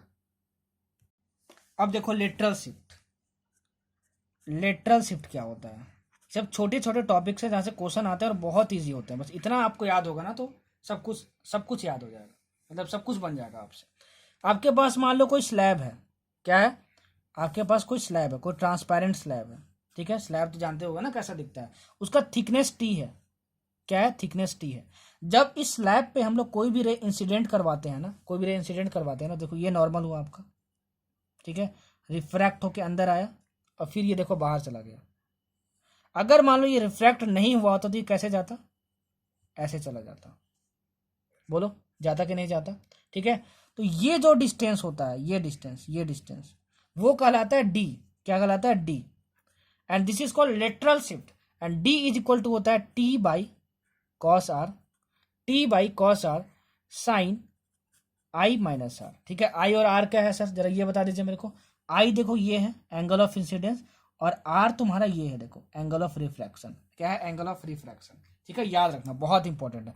इस डी को हम लोग क्या बोलते हैं, लेटरल शिफ्ट बोलते हैं, क्या हम लोग बोलते हैं, लेटरल शिफ्ट बोलते हैं। देखो मैं डायग्राम से समझा दिया कि अगर रिफ्रैक्शन नहीं हुआ होता तो इंसिडेंट रे ऐसे सीधा निकल जाता, ठीक है। रिफ्रैक्शन की वजह से इंसिडेंट रे यहाँ पे गया, तो ये जो डिस्टेंस होता है, अगर नहीं होता तो ऐसे जाता, अगर रिफ्रैक्शन हुआ तो ऐसे गया, तो ये जो डिस्टेंस होता है डी, इस डी की वैल्यू क्या होती है, D is equal to T by cos R, T by cos R into sine I minus R. I क्या है, एंगल ऑफ इंसिडेंस, आर क्या है, एंगल ऑफ रिफ्रैक्शन, और टी क्या है, थिकनेस ऑफ दिस स्लैब, सब कुछ लिख लेना, thickness of this slab. And D is called lateral shift, क्या, लेटरल शिफ्ट। डायरेक्ट आपको थिकनेस भी दिया रहेगा, आर भी दिया रहेगा, सब दिया रहेगा, और आपसे बोल देगा बताओ लेटरल शिफ्ट का फॉर्मूला क्या होगा, फिर लेटरल शिफ्ट की वैल्यू कितनी होगी। आपसे ये पूछ देगा बताओ लेटरल शिफ्ट थिकनेस पे डिपेंड करता है कि नहीं, देखो यहाँ पे करता है, एंगल ऑफ रिफ्रैक्शन पे करता है कि नहीं करता है, आई पे करता है कि नहीं करता है, ठीक है। अच्छा, ये हमको समझ में। अच्छा, रिफ्रैक्शन के बेसिस पे कुछ थ्योरी भी पूछा जाता है, ठीक है ना। रिफ्रैक्शन जो फेनोमेनन है वो किस किस चीज को अंजाम दे सकता है, मतलब क्या क्या होता है रिफ्रैक्शन की वजह से इस एटमॉस्फेयर में। तो 2-3 पॉइंट बता रहा हूँ, खुद से पढ़ लेना, चाहो तो नोट पॉइंट बना के लिख लेना। रिफ्रैक्शन की वजह से जो स्टार्स होते हैं वो ट्विंकल करते हैं, मतलब चमकते हैं, मतलब जो स्टार्स जो चमकते हुए आपको दिखाई देते हैं ना, वो रिफ्रैक्शन की वजह से ही आपको दिखाई देता है, ठीक है ना, रिफ्रैक्शन की वजह से ही दिखाई देता है, ठीक है। कुछ ऑब्जेक्ट जो होते हैं वो पानी के अंदर बेंड दिखाई देते हैं, मतलब मुड़े हुए दिखाई देते हैं, सीधा नहीं दिखाई देते हैं। That is also due to refraction phenomenon, मतलब bending of a pencil in a water when seen from a rare medium is an example of refraction. ये सब आप जानते होगे, नहीं जानते हो तो थ्योरी वाला पार्ट है, पढ़ लेना। फिर भी मैं बोल दिया तो नोट्स बना के आप लिख लेना, क्या कर लेना, नोट्स बना के लिख लेना। अब चलो बढ़ते हैं आगे। एक चीज और आगे बढ़ने से पहले कि ये जो निकलती है रे ना, ये जो निकलती है इसको हम लोग बोलते हैं इमरजेंट रे, क्या हम लोग बोलते हैं, इमरजेंट रे, इमर्जेंट मतलब क्या, इमर्ज करना मतलब क्या होता है, निकल जाना, ठीक है। तो देखो स्लैब से फाइनली निकल गया, तो इसको हम लोग बोलेंगे इमर्जेंट रे। तो इस लेटरल शिफ्ट का एक और मतलब डिफिनीशन हो सकता है, the perpendicular distance between the incident रे एंड द इमर्जेंट रे is called the lateral shift. तो जो बोला हूँ उसको लिख लेना, कभी कभार ये भी पूछ दिया था, बताओ कि what is the perpendicular distance between incident and emergent रे।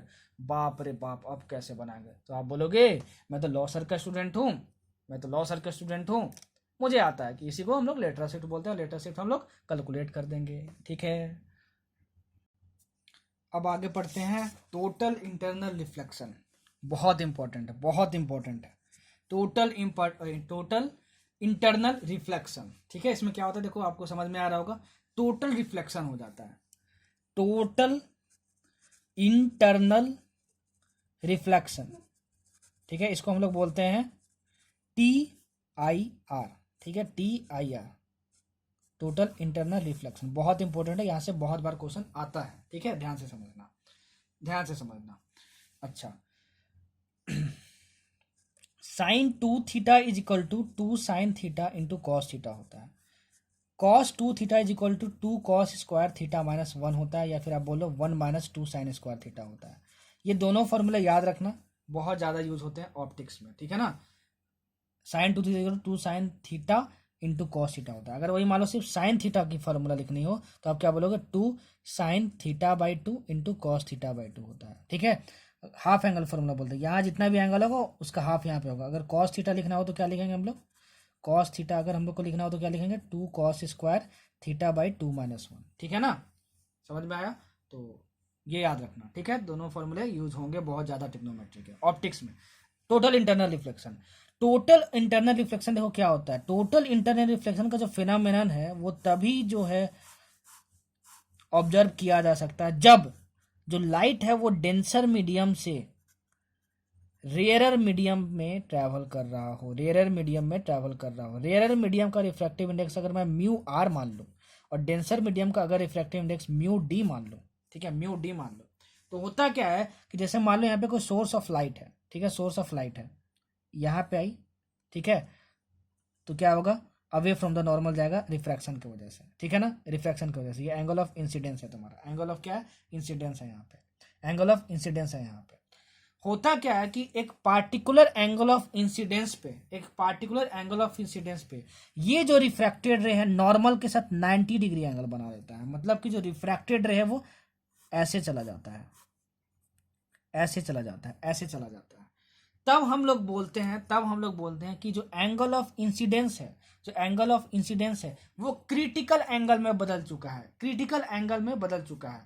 मतलब कि अगर मैं I is equal to theta C रख दूं, थीटा सी मतलब क्या, क्रिटिकल एंगल, क्रिटिकल एंगल, ठीक है। तो जो भी रिफ्रैक्टेड रे होगी वो इस सरफेस को ग्रेस करते हुए निकल जाएगी, ग्रेस करते हुए मतलब घसीटते हुए निकल जाएगी, या फिर अच्छे लैंग्वेज में बोलूं तो इस नॉर्मल के साथ 90 डिग्री एंगल बनाएगी। कितनी बनाएगी, 90 डिग्री एंगल बनाएगी, समझ में आया, ठीक है। तो ये था आपका क्या, क्रिटिकल एंगल का कॉन्सेप्ट, कि वो एंगल ऑफ इंसिडेंस ताकि रिफ्रैक्टेड रे इस नॉर्मल के साथ 90 डिग्री एंगल बनाते हुए ऐसे गुजर जाए, तो उसको हम लोग क्या बोलते हैं, क्रिटिकल एंगल बोलते हैं।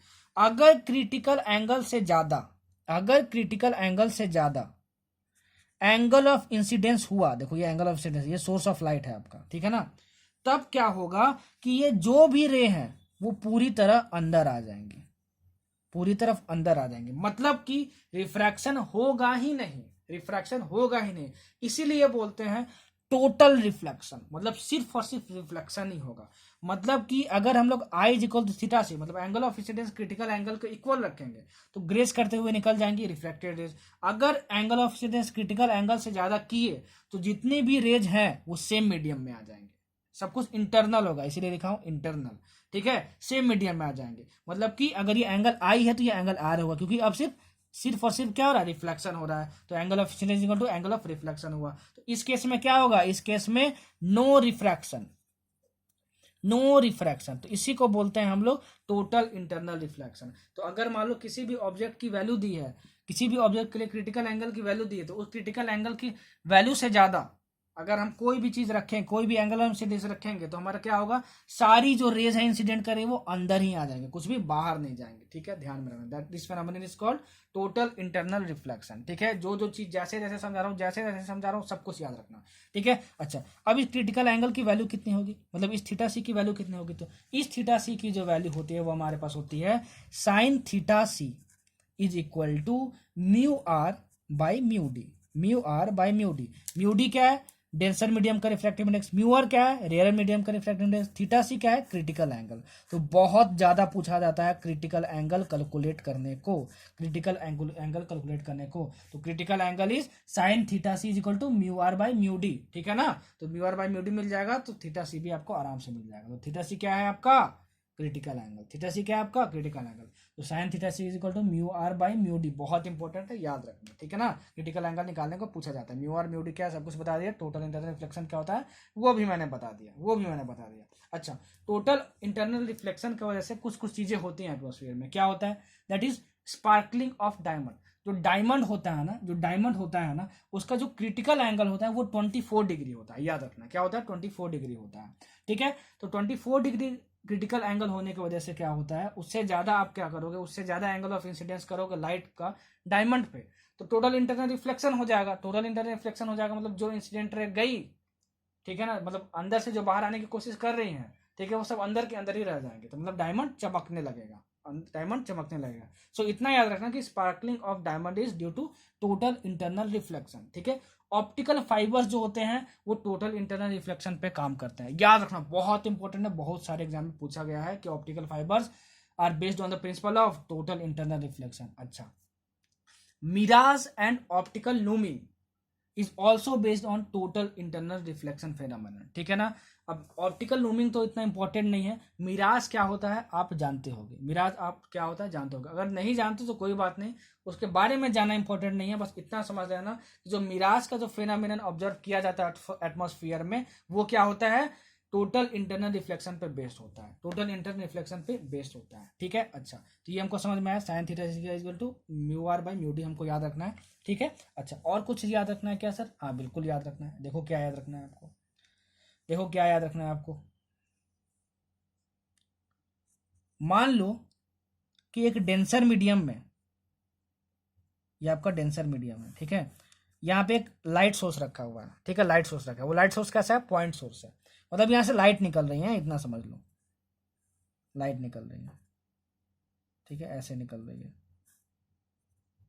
ऐसे निकल रही है, ऐसे निकल रही है, और ये जो पॉइंट सोर्स है लाइट सोर्स का वो एच हाइट नीचे है, एच हाइट नीचे है, एच हाइट नीचे है। तो हो गया क्या कि देखो यहाँ तक क्या जा रहा है, ये क्या जा रहा है, देखो यहाँ पे क्या जा रहा है, यहाँ पे जा रहा है, यहाँ से जो रेज निकल रही है यहाँ पे स्ट्राइक कर रहे हैं, यहाँ पे स्ट्राइक कर रहे हैं, यहाँ पे स्ट्राइक कर रहे हैं, यहाँ पे स्ट्राइक कर रहे हैं, यहाँ पे स्ट्राइक कर रही है, हमको समझ में आ रहा है। ठीक है, अच्छा, तो ये जो रेडियस बनाएगा इस सरफेस पे उसकी रेडियस क्या होगी, इसकी रेडियस क्या होगी, आर। ठीक है, तो इसकी रेडियस होगी R is equal to H by under root mu square minus 1। Mu क्या है, इस डेंसर मीडियम का रिफ्रैक्टिव इंडेक्स, इस डेंसर मीडियम का रिफ्रैक्टिव इंडेक्स बहुत इंपॉर्टेंट है, 2 से 3 बार बहुत सारे एग्जाम में पूछ चुका है। ठीक है ना, आपको देखो क्या दिया रहेगा क्वेश्चन में, a point source is situated at the bottom of this tank. ठीक है, ये टैंक है आपका, डेंसर मीडियम है, तो इसके बॉटम पे एक पॉइंट सोर्स, एक पॉइंट लाइट सोर्स रखा हुआ है which is filled with a liquid, ठीक है, of refractive index mu up to a height H. ठीक है ना, it is found that light comes out of this liquid surface through a circular portion. देखो यहाँ पे सर्किल बन रहा है, what is the radius of this circular portion, तो R is equal to H by under root mu square minus 1, याद रखना है इसको, इंपॉर्टेंट रिजल्ट है। ठीक है, तो ये था आपका टोटल इंटरनल रिफ्लेक्शन के बारे में, इतना आप याद रखते हो टोटल इंटरनल रिफ्लेक्शन के बारे में, तो कोई भी क्वेश्चन आएगा आपके नीट में तो आपसे बन जाएगा। ठीक, अब देखो refraction at a curve surface, refraction at a curve surface, ठीक है, क्या होता है ये ध्यान से समझना, यहां से भी क्वेश्चन बहुत ज्यादा पूछा जाता है।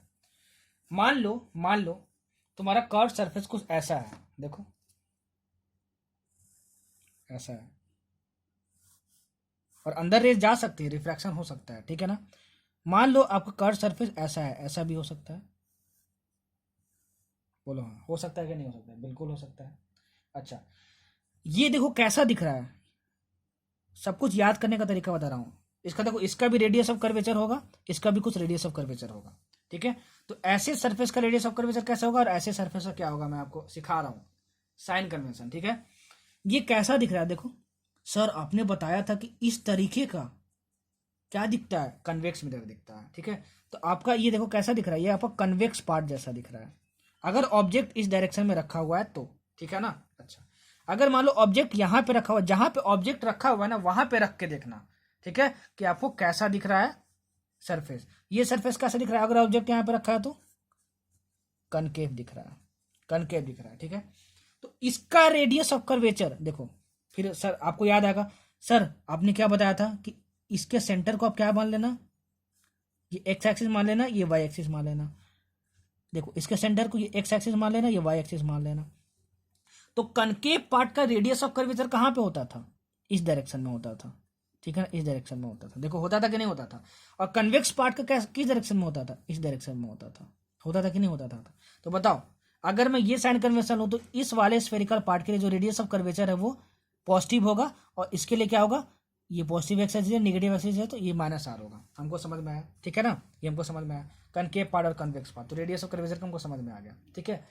जब रिफ्रैक्शन एक कर्व्ड सरफेस पे होता है, मतलब यहाँ से ऑब्जेक्ट है, ठीक है, तो ऑब्जेक्ट से लाइट रेज निकल के आएंगे, यहाँ पे रिफ्रैक्शन होगा, ठीक है, कर्व्ड सरफेस पे होता है, तब जो हमारा जो फॉर्मूला यूज होता है वो होता है mu two by V minus mu one by U is equal to mu two minus mu one by are.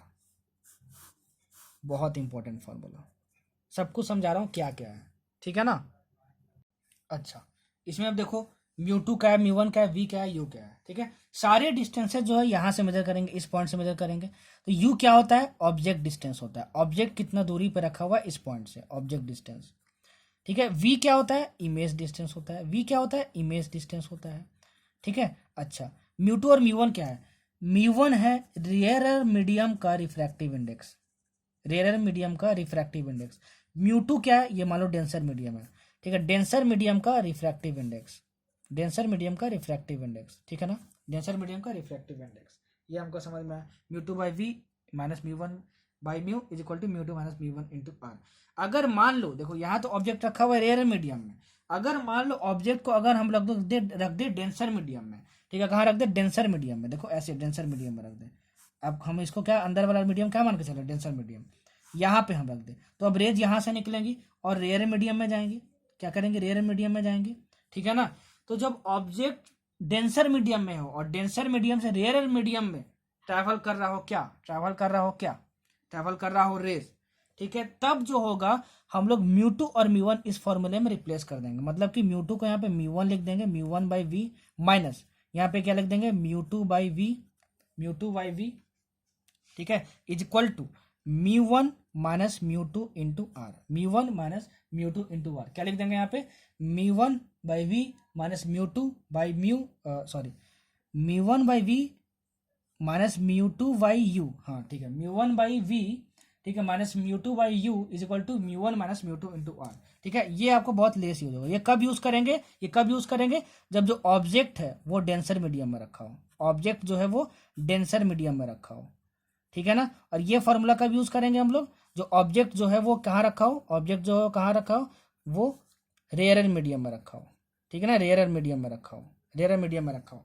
ये दोनों फॉर्मूले पता है ज्यादातर कहाँ यूज होते हैं, मान लो आपको ऐसा स्फेरिकल कर्व सरफेस दिया रहेगा, बोला रहेगा इसमें वाटर है, ठीक है, इसमें वाटर है, ठीक है, यहाँ पे वाटर है, बताओ यहाँ पे अगर एक बबल है तो ये बबल इस कर्व सरफेस के अंदर में कितने दूरी पे दिखा देगा, मतलब इसका इमेज कहाँ बनेगा। अरे भाई आप क्या देखोगे अपने आंखों से, इमेज ही तो देखोगे इसके अंदर में, तो इमेज आपको इमेज डिस्टेंस निकालना है इस सरफेस से, ठीक है ना, इस सरफेस से मतलब आपको वी निकालना है, आपको म्यू1 दिया रहेगा, इसका आपको दिया रहेगा क्या, रिफ्रैक्टिव इंडेक्स, ये भी दिया रहेगा, म्यू1 म्यू2 दोनों दिया रहेगा, यू भी दिया रहेगा कि यहाँ से ये किसको कितने ऊपर रखे हुए हो, रेडियस ऑफ कर्वेचर भी इसका दिया रहेगा आपको, ठीक है, और आपको वी निकालना होगा, ठीक है।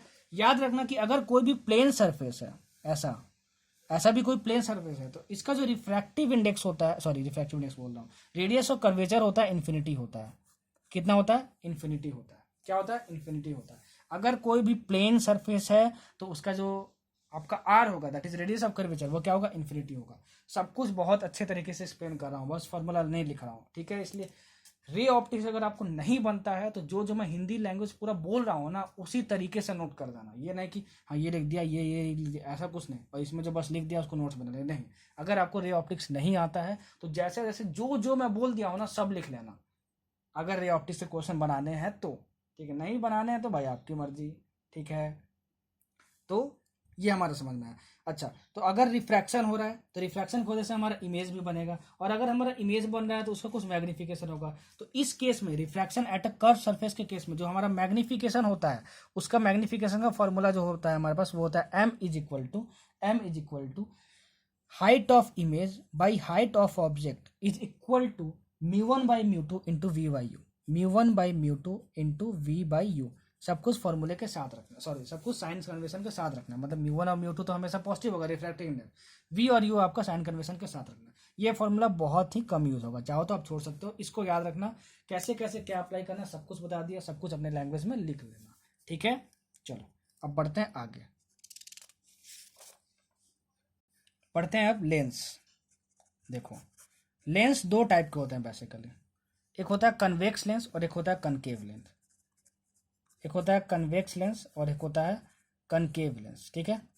अब कन्वेक्स लेंस और कनकेव लेंस को आप अलग अलग तरीके से बना सकते हो, ठीक है। तो क्वेश्चन में आपको क्या क्या गिवन हो सकता है और उससे आप कैसे डायग्राम पहचानोगे वो मैं आपको सिखा रहा हूँ, ठीक है ना। देखो लेंस से क्या होता है, रिफ्रैक्शन होता है, इतना जानो। लेंस से रिफ्रैक्शन होता है, रिफ्लेक्शन नहीं होता है, रिफ्रैक्शन होता है, ठीक है। अच्छा, अगर आपको क्वेश्चन में दिया हो डबल कन्वेक्स लेंस, ठीक है, तो कन्वेक्स पार्ट कैसा बनता है, कन्वेक्स पार्ट सर ने बताया था ऐसा बनता है, ठीक है। तो एक ऐसे कर लेना, और डबल कन्वेक्स होना चाहिए, ठीक है, डबल कन्वेक्स होना चाहिए। तो इस पॉइंट को ऐसा जोड़ देना, मतलब इस साइड से देखो, इस साइड से आप देखोगे तो ऐसा आपको दिख रहा है ना, ठीक है, और इस साइड से देखो ऐसा आपको दिख रहा है ना, तो दोनों कन्वेक्स पार्ट दिख रहा है इधर से और इधर देखने से, तो ये आपका डबल कन्वेक्स, क्या हुआ आपका, डबल कन्वेक्स हो गया, डबल कन्वेक्स हो गया। वैसे ही होता है double concave, double concave, double concave, ठीक है, डबल कनकेव। इस साइड से आप देखो तो कनकेव पार्ट कैसा दिखता है, ऐसा दिखता है। इस पार्ट इधर से देखोगे आप तो कनकेव पार्ट कैसा दिखेगा, ऐसा दिखेगा आपको, और इसको ऐसे ज्वाइन कर दो। तो कभी भी डबल कन्वेक्स और डबल कनकेव वर्ड यूज किया होगा समझ, डबल कन्वेक्स लेंस कैसा दिखता है, ऐसा दिखता है। अगर सिंपली कन्वेक्स लेंस भी बोले तो इसको समझना, सिंपली कनकेव लेंस भी बोले तो सिंपल यही समझना, ठीक है। अब मान लो आपको बोल दिया प्लानो कन्वेक्स लेंस, अब घबरा जाओगे, बाप रे बाप, प्लानो कन्वेक्स लेंस कैसा होता है। प्लानो से मतलब प्लेन समझना, ठीक है। तो प्लेन पहले बनाना, प्लेन कैसा दिखता है, प्लेन पार्ट ऐसा दिखता है। और आपको कन्वेक्स पार्ट बनाना है, कन्वेक्स आप इधर से देखोगे तो कैसा बनेगा, देखो इधर से देखोगे तो कैसा बनेगा, आप ऐसा बनेगा, ठीक है ना, ऐसा बनेगा आपका, ठीक है, ऐसा बनेगा। तो आपका ऐसा बनेगा, ये आपका प्लानो कन्वेक्स लेंस हुआ, ठीक है। आपको क्या हुआ, प्लानो कन्वेक्स लेंस हुआ। या फिर आप ये भी बोल सकते हो कि आपको ये प्लेन पार्ट हुआ। अगर आप इस साइड से देखना चाहते हो तो आपका कन्वेक्स पार्ट ऐसा बनेगा, तो प्लानो कन्वेक्स लेंस ऐसा आपका बना, ठीक है ना। अगर इस साइड से देख रहे हो तो इस साइड से देख रहे हो मतलब क्या, अब आपको ऑब्जेक्ट इस साइड रखना होगा, ऑब्जेक्ट इस साइड रखना होगा, समझ में आया। तो प्लानो कन्वेक्स लेंस हुआ आपका, ठीक है। तो प्लानो कन्वेक्स लेंस बनेगा तो समझ जाना कि आपका कुछ ऐसा लेंस है, ठीक है, ऐसा लेंस है आपका, ठीक है। वैसे ही आपसे मान लो क्या बोल दिया, आपसे बोल दिया मान लो आपको plano concave lens, plano concave lens, ठीक है। तो सबसे पहले क्या होना चाहिए, प्लेन वाला पार्ट होना चाहिए, प्लेन वाला पार्ट होना चाहिए। उसके बाद कनकेव पार्ट होना चाहिए। कनकेव पार्ट कैसा होना चाहिए, कनकेव पार्ट कैसा होता है जरा बताना। तो कनकेव पार्ट ऐसा होता है, अगर आप इस साइड से देख रहे हो तो ऐसा दिखेगा ना, कनकेव पार्ट इस साइड से देख रहे हो तो इसको ज्वाइन कर दो, तो ये वो आपका प्लानो कनकेव लेंस, ठीक है। तो इन चारों टर्म का बहुत यूज होता है क्वेश्चन में। अगर ऐसा टर्म यूज किया हो तो समझ जाना कि कौन कौन सा लेंस का कैसा कैसा डायग्राम होगा, कैसा कैसा डायग्राम होगा, ठीक है। अच्छा, ये हमको समझ में आया, ठीक है। आगे बढ़ते हैं, आगे बढ़ेंगे हम लोग और देखेंगे थिक लेंस। क्या देखेंगे, थिक लेंस, थिक लेंस के बारे में, जो कि बहुत कम पूछा जाता है। जैसे जैसे बोल रहा हूँ वैसे वैसे रिवाइज कर लेना, वैसे वैसे नोट्स बना लेना, कभी नहीं फंसोगे रे ऑप्टिक्स से क्वेश्चन में। देखो जब भी थिक लेंस होता है ना, ठीक है, तो हमारा जो लेंस का फॉर्मूला होता है वो होता है हमारे पास 1/f is equal to mu minus 1 into 1/r1 minus 1/r2, ठीक है। क्या होता है, क्या बोल दिए सर बताइए, थोड़ा जरूर एक्सप्लेन करूंगा, ध्यान से सुनना। अगर मान लो आपका कोई भी लेंस है वो थिक है, मतलब थोड़ा सा मोटा है, थोड़ा सा मोटा है, तो देखो ये वाला जो पार्ट है इसका कुछ रेडियस ऑफ कर्वेचर होगा, ठीक है, वो मान लेते हैं R1 है, ठीक है। ये जो पार्ट है इसका रेडियस ऑफ कर्वेचर होगा किस साइड होगा, देखो ये वो कैसा पार्ट दिख रहा है, देखो अब वो कनकेव पार्ट दिख रहा है, तो इस डायरेक्शन में होगा R2 रेडियस ऑफ कर्वेचर। अरे बताया था ना भाई कि अगर ये आपका कन्वेक्स पार्ट होगा, ठीक है, तो इसका रेडियस ऑफ कर्वेचर अंदर होता है। अगर ये मान लो कनकेव पार्ट होगा तो इसका रेडियस ऑफ कर्वेचर बाहर होता है। सब कुछ बताया हूँ, सब कुछ नोट किया होगा तो समझ में आ रहा होगा, नहीं नोट किए होगे बस जो लिख रहा हूँ वो नोट किए होगे तो भाई भूलोगे, वो फिर आपकी गलती है, ठीक है। अच्छा, तो ऐसा पार्ट दिखे तो रेडियस ऑफ कर्वेचर इधर होगा, ऐसा पार्ट दिखे तो इसका रेडियस ऑफ कर्वेचर ऐसा होगा, तो ऐसा पार्ट दिखे तो ये R1 रेडियस ऑफ कर्वेचर इस पार्ट का है और R2 रेडियस ऑफ कर्वेचर इस पार्ट का है। हमको समझ में आया, ठीक है, R1 R2 समझ में आया। अगर मान लो इस लेंस के अंदर का जो मटेरियल है उसका रिफ्रैक्टिव इंडेक्स μ2 है और बाहर क्या है μ1 है, ठीक है, तो ये तुम्हारा जो होता है वो होता है μ2 बाई μ1, μ2 बाई μ1 -1 होता है, ठीक है ना, मतलब ये ऐसे है आपका, ठीक है, μ2 बाई μ1 -1 ये ऐसे लिखा हुआ है, ठीक है, ये -1 को ऊपर मत समझना, इंटू 1/R1 -1/R2। तो इस वाले का, इस लेंस का जो भी फोकल लेंथ होगा, फोकल लेंथ क्या होता है, ठीक है, फोकल लेंथ क्या होता है, ये जो लेंथ है, सॉरी ये जो लेंस है, ठीक है, उसका एक यहाँ पे सेंटर पे पॉइंट होता है ओ, उसको हम लोग बोलते हैं ऑप्टिकल सेंटर। हम लोग क्या बोलते हैं, ऑप्टिकल सेंटर। क्या हम लोग बोलते हैं, ऑप्टिकल सेंटर, ठीक है, ऑप्टिकल सेंटर हम लोग बोलते हैं, ठीक है ना। अच्छा, तो इस लेंस का जो फोकल लेंथ होगा, फोकल लेंथ कुछ होता है बस इतना जान लो, ठीक है ना, फोकल लेंथ जो होगा उसकी वैल्यू कितनी होगी, μ2 बाई μ1 -1 इंटू 1/R1 -1/R2। सब कुछ साइन के साथ रखना। देखो μ2 दिया रहेगा आपको क्वेश्चन में, μ1 दिया रहेगा आपको, मतलब मटेरियल ऑफ लेंस का आपको रिफ्रैक्टिव इंडेक्स दिया रहेगा, जहां से रेज आ रही है उसका भी रिफ्रैक्टिव इंडेक्स दिया रहेगा। R1 और R2 को आप क्या रखना, R1 और R2 को आप क्या रखना, साइन के साथ रखना, ठीक है ना, यही मेन टास्क होता है इस फॉर्मूले को यूज करने में, ठीक है ना। और R1 R2 क्या है, जैसे ऑब्जेक्ट मान लो तुम्हारा यहाँ पे रखा हुआ है, देखो ऑब्जेक्ट मान लो तुम्हारा यहाँ पे रखा हुआ है मान लो, ठीक है, तो सबसे पहले रेज मान लो यहाँ से निकलेंगे तो यहाँ पे टकराएंगे, ठीक है, यहाँ पे टकराएंगे, तो इसका रिफ्रैक्टिव इंडेक्स देखो ये तुम्हारा ऐसा दिख रहा है पार्ट, मतलब कि इधर कहीं होगा, तो ये आपका R1 हुआ, ठीक है। तो R1 कैसा होगा, इसका कैसे मानेंगे हम लोग साइन कन्वेंशन, जहां पे भी सेंटर है, जहां पे भी सेंटर है वहां से ये Y axis, positive Y axis और ये पॉजिटिव एक्स एक्सिस, देखो सब जगह सेम साइन कन्वेंशन यूज हो रहा है, कहीं भी मैंने कुछ बदला नहीं, बस सेंटर को पकड़ो और इस डायरेक्शन में पॉजिटिव एक्स एक्सिस और इसमें पॉजिटिव वाई एक्सिस, ठीक है। तो R1 क्या हो जाएगा बताना, इस केस में R1 तुम्हारा पॉजिटिव हो जाएगा, R1 तुम्हारा पॉजिटिव हो जाएगा, ठीक है। R2 क्या हो जाएगा, देखो R2 क्या हो जाएगा, अब देखो इधर ऑब्जेक्ट रखा है तो पहले ये आया तो R1 मिला तुमको, ठीक है, बाद में ये वाला पार्ट आएगा, ठीक है, तो इस वाले पार्ट का देखो क्या, इस वाले पार्ट का मतलब इस वाले पार्ट का अंदर की ओर होता है क्या, रेडियस ऑफ कर्वेचर, मतलब इधर रेडियस ऑफ कर्वेचर इधर कहीं होगा R2, ठीक है, तो ये पॉजिटिव एक्स है, ये पॉजिटिव वाई था, तो R2 तुम्हारा क्या होगा इस केस में, निगेटिव हो गया, तो ये साइन कन्वेंशन हुआ तुम्हारा, ठीक है। अब मान लो कभी कभार ऐसा दिया रहेगा तुमको, ऐसा दिया रहेगा तुमको, ऐसा दिया रहेगा, बोलेगा बताओ इसका फोकल लेंथ कितना होगा, तो फोकल लेंथ यहाँ पे एफ क्या होता है तुम्हारा, फोकल लेंथ होता है, focal length of lens, focal length of this lens, ठीक है। तो हम कैसे निकालेंगे, μ2 दिया रहेगा तुम्हारा, अंदर वाले का रिफ्रैक्टिव इंडेक्स μ1 दिया रहेगा, ठीक है। अच्छा, अब 1/R1 -1/R2 कैसे लिखेंगे, ठीक है, देखो इसको लिखने का कंडीशन तुमको बता रहा हूँ कैसे लिखेंगे। ये आपका प्लेन सरफेस है, ऑब्जेक्ट मान लो इधर रखा हुआ है, ऑब्जेक्ट को हमेशा अगर क्वेश्चन में मेंशन ना हो तो एज्यूम करके चलना कि तुम हमेशा लेफ्ट साइड रखे हो, ठीक है ना, लेफ्ट साइड रखे हो, तो इसके हम लेफ्ट साइड रख दिया ऑब्जेक्ट। सब कुछ देखो ये क्या क्या बोल दिया तुमको, सब कुछ टिप्स हैं यार, सब कुछ लिखोगे ना तभी मजा आएगा, तभी अच्छे नोट्स बनेंगे, तभी क्वेश्चन बनेगा। ऑब्जेक्ट है यहाँ पे, यहाँ पर आया तो यहाँ सबसे पहले टकराएगा, तो ये प्लेन सरफेस, तो इसके लिए क्या होगा, रेडियस ऑफ कर्वेचर R1 होगा, R1 होगा। तो अगर प्लेन सरफेस है तो उसके लिए रेडियस ऑफ कर्वेचर कितना होता है, इन्फिनिटी होता है, क्या होता है, इन्फिनिटी होता है। अच्छा, फिर किस पे टकराएगा, इस पे टकराएगा और इस पे रिफ्रैक्शन होगा, ठीक है। तो इस वाले पार्ट के लिए क्या होगा जरा बताओ, देखो ये ऐसा दिख रहा है तो अंदर की ओर होगा, अंदर की ओर मतलब R2 इधर आएगा तुम्हारा कहीं, तो R2 क्या हो जाएगा, देखो इसका सेंटर मान लो, तो ये एक्स एक्सिस हुआ और ये वाई एक्सिस हुआ, मतलब ये निगेटिव वाई एक्सिस पे है, तो इस केस में R2 क्या हो जाएगा, निगेटिव हो जाएगा। तो R1 और R2 ऐसे पहचानते हैं, ठीक है। और ये जो 1/f है वो इक्वल होता है 1/f is equal to 1/v minus 1/u, और इसको हम लोग बोलते हैं लेंस मेकर्स फॉर्मूला। क्या बोलते हैं हम लोग, लेंस मेकर्स फॉर्मूला, ठीक है ना। और यहाँ पे v क्या है, इमेज डिस्टेंस, u क्या है आपका ऑब्जेक्ट डिस्टेंस, और इसको हम लोग साइन कन्वेंशन के साथ यूज करेंगे। साइन कन्वेंशन कैसे यूज करते हैं मैंने बता दिया, ठीक है, मैंने बता दिया। अगर मान लो ये आपका कन्वेक्स लेंस है या फिर डबल कन्वेक्स इसको हम लोग बोल सकते हैं, तो मान लो ऑब्जेक्ट यहाँ पे रखा हुआ है तो इसका ऑप्टिकल सेंटर यहाँ पर होता है, ठीक है। तो ये आपका एक्स एक्सिस हुआ और ये आपका वाई एक्सिस हुआ, ठीक है। तो अगर ऑब्जेक्ट यहाँ पे रखा हुआ है तो इसको क्या बोलेंगे, ऑब्जेक्ट डिस्टेंस बोलेंगे। तो यू, तो ये निगेटिव एक्स एक्सिस पे, तो यहाँ पे क्या हुआ, यू निगेटिव हुआ। मान लो तुम्हारा क्या है कि मान लो तुम्हारा जो इमेज डिस्टेंस है दैट इज v, ठीक है। Image distance that is V, वो यहाँ पे बन रहा है, इमेज यहाँ पे बन रहा है, तो इमेज यहाँ पे बन रहा है तो मतलब पॉजिटिव एक्सेस पे बन रहा है तुम्हारा, मतलब कि वी क्या हो जाएगा, पॉजिटिव हो जाएगा। ठीक है। एफ मान लो तुमको फाइंड करना हो और वी और यू दिया हो तो साइन कन्वेंशन के साथ रखना। ठीक है। और एफ जो है वो आ जाएगा पॉजिटिव नेगेटिव, और खुद तुमको बता देगा कि क्या करना है और क्या नहीं करना, मतलब कि फोकल लेंथ पॉजिटिव होगा कि नेगेटिव होगा। ठीक है। तो ये ऐसे साइन कन्वेंशन के साथ ये यूज होगा। जितना जरूरी है, जितना इंपॉर्टेंट है उतना ही बता रहा हूँ, कुछ भी चीज़ फालतू में नहीं बता रहा हूँ। ठीक है। अगर मान लो क्वेश्चन में तुमको ये दिया हो कि थिन लेंस है, ठीक है, तो उस केस में क्या करते हैं हम लोग,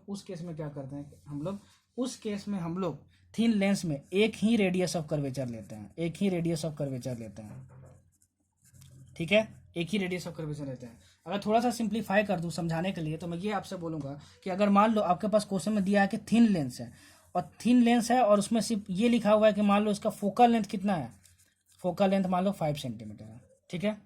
फोकल लेंथ 5 सेंटीमीटर, देखो सिखा रहा हूँ आपको, सुनना ध्यान से मेरी बात सुनना। ठीक है। मान लो आपको क्वेश्चन में दिया हुआ है कि एक कन्वेक्स लेंस है जिसका फोकल लेंथ 5 सेंटीमीटर है। ठीक है ना। तो अब बताओ कि 1/f is equal to 1/v minus 1/u, ये तो हम लोग लेंस के लिए यूज करेंगे, आपको समझ में आया। कहीं भी लेंस वर्ड यूज कर दिया तो ये फॉर्मूला दिमाग में आना चाहिए, ये फॉर्मूला हम लोग यूज करेंगे। ठीक है ना। अगर रेडियस ऑफ कर्वेचर के बारे में ना दिया हो तो, अगर रेडियस ऑफ कर्वेचर के बारे में दिया हो तो 1/f is equal to μ2/μ1 minus 1 into 1/r1 minus 1/r2, ये हमको समझ में आया। अच्छा, तो 1/f is equal to 1/v minus 1/u हम लोग यूज करेंगे। तो इसमें फोकल लेंथ पॉजिटिव लेके निगेटिव ले, कैसे समझ में आएगा। सर ने क्या बताया कि ऑब्जेक्ट को हम लोग इसके हमेशा लेफ्ट साइड इमेजिन करेंगे, लेफ्ट साइड मैंने मान लिया। ठीक है, लेफ्ट साइड मान लिया। सबसे पहले देखो रेस कहाँ टकराएंगे, यहाँ पे टकराएंगे। तो देखो ये वाला पार्ट ऐसे है, देखो ये कैसा पार्ट है, कन्वेक्स पार्ट है। तो कन्वेक्स पार्ट का याद करो, कन्वेक्स मिरर के केस में जो फोकल लेंथ होता था वो फोकस जो होता था वो अंदर की ओर होता था, अंदर की ओर होता था। तो ये आपका देखो वाई एक्सिस है और ये आपका एक्स एक्सिस है, बोलो हाँ। तो देखो इसका फोकस जो इस पार्ट का तुमको बस देखना है, इस पार्ट का देखना है। ठीक है। तो इसका फोकस कहाँ आएगा, अंदर की ओर आएगा। ये पॉजिटिव एक्सिस पे लाई कर रहा है, मतलब कि जो फोकल लेंथ है यहाँ पे क्या लोगे, +5 सेंटीमीटर लोगे। अगर मान लो वही क्वेश्चन में होता है कि कनकेव लेंस है, ऐसा कनकेव लेंस है, ठीक है, कनकेव लेंस है और उसका फोकल लेंथ की वैल्यू 5 सेंटीमीटर, तो अब बताओ एफ की वैल्यू पॉजिटिव लोगे कि नेगेटिव लोगे। तो सर ने क्या बोला कि ऑब्जेक्ट को हमेशा इसके लेफ्ट साइड इमेजिन करो, लेफ्ट साइड इमेजिन कर लिए। फिर देखो कि सबसे पहला रेस कहाँ टकराएगा, तो देखो इस पार्ट में टकराएगा। तो ये ऐसा पार्ट कहाँ पे बनता था, कन्वेक्स में, कनकेव मिरर वाले केस में। तो इसका फोकस कहाँ होता था, अंदर होता था। तो इसका एक्स और वाई एक्सिस ड्रॉ कर लो, ये एक्स एक्सिस हुआ और ये वाई एक्सिस ड्रॉ हुआ। तो ये पॉजिटिव एक्स है, नेगेटिव एक्स है। तो देखो ये फर्स्ट रेज यहाँ पे टकरा रही है, तो इसका फोकस इस साइड है, मतलब नेगेटिव एक्स एक्सिस पे है। मतलब इस केस में जो फोकल लेंथ होगा वो नेगेटिव लेके चलेंगे, कितना, -5 सेंटीमीटर लेके चलेंगे। समझ में आया। इसमें बहुत ज़्यादा दिक्कत होता है बच्चों को, इसलिए मैंने आपको बता दिया। आप कभी भी गलती नहीं करोगे अगर इसको अच्छे से सुन लिए होगे। तो नहीं सुने हो तो रिप्ले करो, रिवाइंड करो, जरूर समझ में आएगा। अब देखो लेंस के केस में क्या हो रहा है, रिफ्रैक्शन हो रहा है, तो रेज मीट करेंगे ही करेंगे। और रेज अगर मीट कर रही हैं, इसका मतलब क्या हुआ, रेज मीट कर रही हैं तो इमेज बनेगा, तो उसका कुछ ना कुछ हाइट होगा। तो यहाँ भी लीनियर मैग्निफिकेशन कुछ ना कुछ होगा। और लीनियर मैग्निफिकेशन का बेसिक फॉर्मूला क्या होता है, height of image by height of object is equal to v/u। यहाँ पे क्या होगा, v/u होगा, याद रखना। ठीक है। मिरर वाले केस में क्या होता था, यहाँ माइनस लगा होता था। ठीक है ना। यहाँ पे क्या होगा, बस v/u होगा, VUHIHO, सबको साइन के साथ रखना। ठीक है। और साइन कैसे यूज करते हैं, हाइट के लिए मैंने बता दिया, हाइट के लिए वाई एक्सिस देखते हैं, मैंने बताया था मैग्निफिकेशन निकालते समय। ठीक है ना। और वी और यू के लिए कैसे देखते हैं वो भी मैंने बता दिया। ठीक है। तो मैग्निफिकेशन का फॉर्मूला ये होता है, सब कुछ फॉर्मूला ध्यान में रखना। ठीक है। प्रैक्टिस करोगे सब कुछ अपने आप दिमाग में आपके दिमाग में आ जाएगा। अच्छा, अब कुछ स्पेशल केसेस हैं रे डायग्राम से रिलेटेड। हालांकि मैं आपको बोल रहा हूँ सारा रे डायग्राम देख लेना, रे डायग्राम बच्चों वाला चीज़ है, इसलिए मैं आपको बता नहीं रहा हूँ। जो स्पेशल केस है वो मैं आपको बता रहा हूँ। कन्वेक्स लेंस में क्या होता है, कि जब आप लोग ऑब्जेक्ट को सेंटर ऑफ कर्वेचर पे रखते हो, ठीक है, तो जो इमेज है वो सेम साइज का बनता है, ठीक है। और कैसा बनता है, रियल एंड इन्वर्टेड बनता है। कैसा बनता है, रियल एंड इन्वर्टेड बनता है। ठीक है ना। तो इस केस में क्या होता है, जो मैग्निफिकेशन की वैल्यू होती है वो -1 होती है। क्या होती है, -1 होती है। -1 होती है, याद रखना, बहुत इंपॉर्टेंट है। ठीक है। पूछा जाता है क्वेश्चन, कहाँ पूछा जाता है, एग्जाम में पूछा जाता है। दूसरा केस, अगर मान लो ऑब्जेक्ट को तुम लोग फोकस पे रखोगे, तो जो इमेज बनता है तुम्हारा वो बनता है वर्चुअल एंड इरेक्ट। क्या बोलता है? Virtual and erect and enlarged image, ठीक है। और इस केस में जो मैग्निफिकेशन होता है वो +1 से क्या होता है? ग्रेटर होता है, ठीक है। मैंने बताया था कि वर्चुअल एंड इरेक्ट इमेज जब भी बनेगा और इनलार्ज्ड इमेज बनेगा तो क्या होगा? मैग्निफिकेशन इज ग्रेटर देन +1 होगा। तो याद रखना, ठीक है, याद रखना। कन्वेक्स मिरर वाला केस में जाके देखना, मतलब जो मिरर्स वाला पार्ट पढ़ाते हैं स्फेरिकल मिरर्स, और उससे ये मैच करना रिजल्ट लगभग सिमिलर है रिजल्ट, ठीक है। समझ में आया आपका? ये था आपका कन्वेक्स लेंस का पार्ट, ठीक है। और कन्वेक्स लेंस कैसा दिखता है? कन्वेक्स लेंस ऐसा दिखता है, मतलब कि हर केस में रियल एंड इन्वर्टेड इमेज बनता है। कन्वेक्स लेंस के केस में सिर्फ एक ही ऐसा केस होता है जहाँ पे वर्चुअल एंड इरेक्ट इमेज बनता है। वो क्या होता है? जब ऑब्जेक्ट को हम लोग फोकस पे रखेंगे। तो देखो ये सब बोल रहा हूँ, लिख नहीं रहा हूँ, तो उसके बेसिस पे नोट्स बना लेना, तभी बनेगा क्वेश्चन, नहीं तो नहीं बनेगा, ठीक है ना। अच्छा, आगे, अगर आपका कनकेव लेंस हुआ, ठीक है ना, तो आप कहीं भी रखो ऑब्जेक्ट को, इमेज जो होगा हमेशा वर्चुअल, डिमिनिश्ड एंड इरेक्ट बनेगा।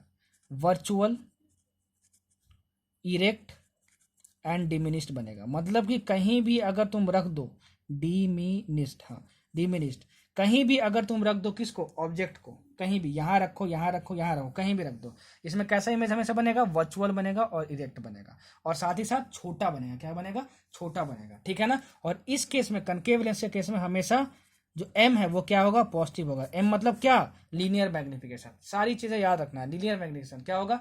पॉजिटिव होगा। क्या होगा? पॉजिटिव होगा। क्यों होगा? क्योंकि मैंने सबसे पहले ही एक्सप्लेन कर चुका है कि जब भी वर्चुअल एंड इरेक्ट इमेज बनेगा, हमेशा एम पॉजिटिव होगा। That is M is equal to HI/HO होता है, ठीक है। तो HO भी ऐसे हाइट ऑफ इमेज, और इरेक्ट बन रहा है, height of object and erect image भी बन रहा है, मतलब सीधा बन रहा है। तो HI/HO जो होगा वो पॉजिटिव ही होगा, क्योंकि ये भी पॉजिटिव वाई एक्सिस पे, ये भी पॉजिटिव वाई एक्सिस पे है। तो एम की वैल्यू हमेशा क्या होगी? पॉजिटिव होगी। तो कनकेव लेंस के केस में जो एम जो होता है हमेशा, क्या होता है? पॉजिटिव होता है। कनकेव लेंस को हम लोग डाइवर्जेंट लेंस भी बोलते हैं, याद रखना। कनकेव लेंस को हम लोग डाइवर्जेंट लेंस भी बोलते हैं। तो कभी भी क्वेश्चन में डाइवर्जेंट लेंस वर्ड यूज किया हो तो समझ जाना कि कनकेव लेंस की बात कर रहा है, ठीक है। कन्वेक्स लेंस को हम लोग कन्वर्जेंट लेंस बोलते हैं, ठीक है ना। तो कभी भी कन्वर्जेंट लेंस वर्ड यूज किया हो तो समझ जाना कि क्या, कि कन्वेक्स लेंस की बात हो रही है। देखो जो जो बोल रहा हूँ, जैसे जैसे बोल रहा हूँ, सब कुछ वैसे ही याद रखना भाई, नहीं तो दिक्कत होगी आप ही को, ठीक है। अच्छा, next power of lens. Lens का पावर निकालने के लिए ना हम लोग क्या करते हैं कि P is equal to 100/F करते हैं, और फोकल लेंथ किस में होना चाहिए? सेंटीमीटर में होना चाहिए। और पावर ऑफ लेंस का जो यूनिट होता है वो होता है डायोप्टर। क्या होता है? डायोप्टर। एंड डायोप्टर को कैपिटल D से हम लोग डिनोट करते हैं। मतलब फोकल लेंथ पहले निकालो, उसको सेंटीमीटर में वैल्यू रखो और 100/F कर दो। याद करो, मिरर के केस में क्या होता था? -100/F होता था। तो याद रखना कि पॉजिटिव कहाँ पे होता है और निगेटिव कहाँ पे होता है। बच्चे यहाँ भी गलती कर देते हैं, पावर ऑफ लेंस में -100/F कर देते हैं, और फॉर्मूले में ऑप्शन होता है, और फिर पटाख से टिक मार देते हैं, उसको फिर गलत करके आ जाते हैं। क्या करके आ जाते हैं? गलत करके आ जाते हैं। तो आप लोग ऐसा मत करना, ठीक है। आप लोग ऐसा मत करना। जितनी चीजें बोल के बोल रहा हूँ प्लीज नोट्स बनाना भाई, नहीं तो रे ऑप्टिक्स अगर पहले टफ लगता था तो फिर से टफ लगने वाला है, ठीक है। लेकिन अगर जो जो बोल रहा हूँ, जो जो लिख रहा हूँ, सबके बेसिस पे नोट्स बना लोगे तो आपको लिए रे ऑप्टिक्स ईजी हो जाएगा, ठीक है, ईजी हो जाएगा, ठीक है ना। इसलिए बार बार रिक्वेस्ट कर रहा हूँ, जो बोल रहा हूँ और जो लिख रहा हूँ दोनों के बेसिस पे नोट्स बनाना, ठीक है। अच्छा, अब देखो कॉम्बिनेशन ऑफ लेंसेज।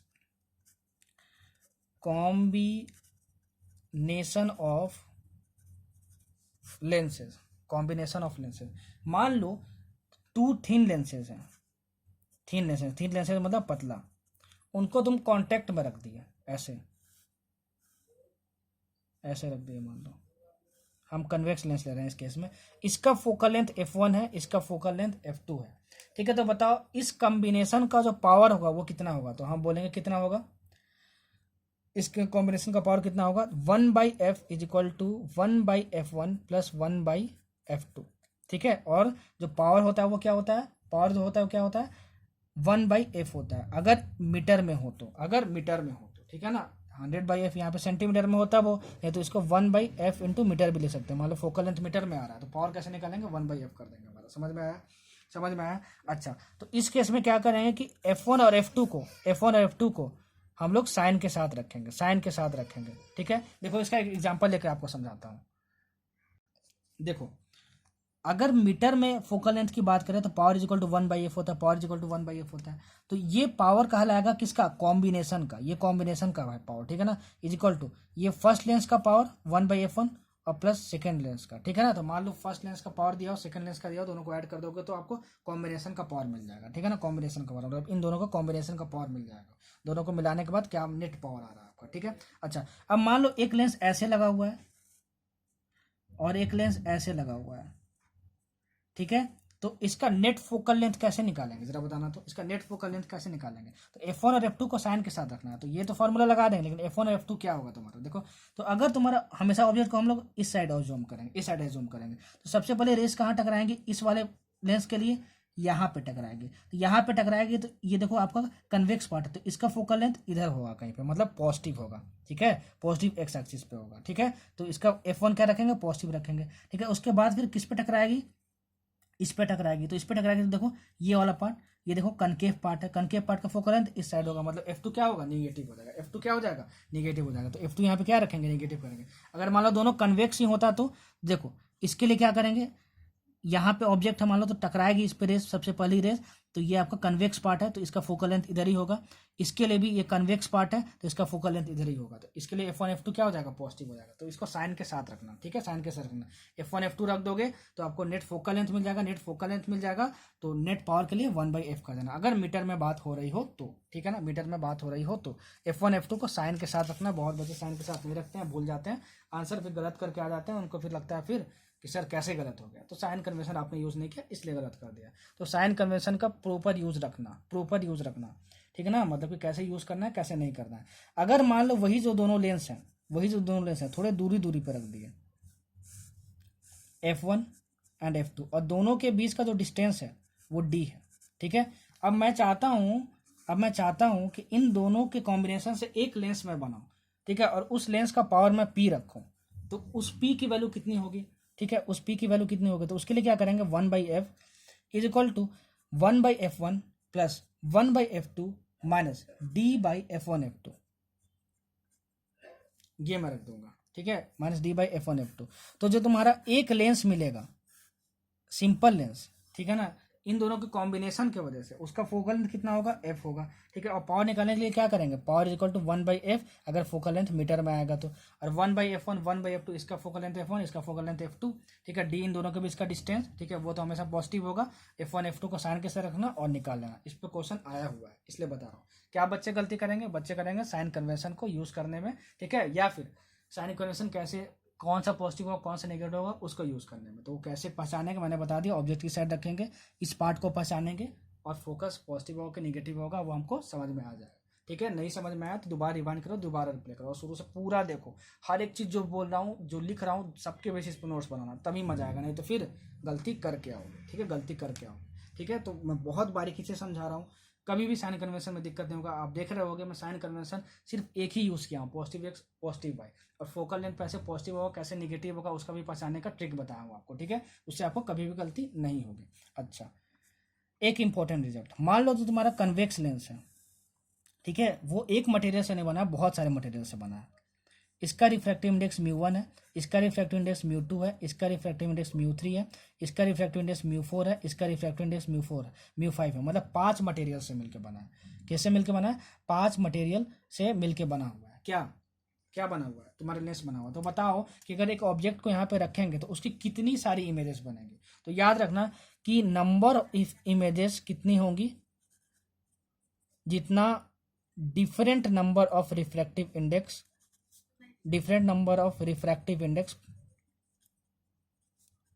प्रेजेंट होगा, ठीक है। तो देखो यहाँ पे कितना रिफ्रैक्टिव इंडेक्स है, 1 2 3 4 5, तो यहाँ पे कितनी इमेज बनेगी, 5 इमेज बनेगी, ठीक है। मतलब क्वेश्चन क्या पूछेगा, मान लो ये जो तुम्हारा लेंस है, ठीक है ना, कनकेव हो या कन्वेक्स हो, वो मान लो 2 रिफ्रैक्टिव इंडेक्स के मटेरियल से मिलकर बना था। तो बताओ एक ऑब्जेक्ट को रखेंगे तो कितना इमेज बनेगा, तो आप बोलोगे 2 इमेज बनेगा, 2 इमेज बनेगा। 5 रिफ्रैक्टिव इंडेक्स मटेरियल से मिलकर बनाया तो नंबर ऑफ इमेज कितने होंगे, 5 होंगे, ठीक है ना।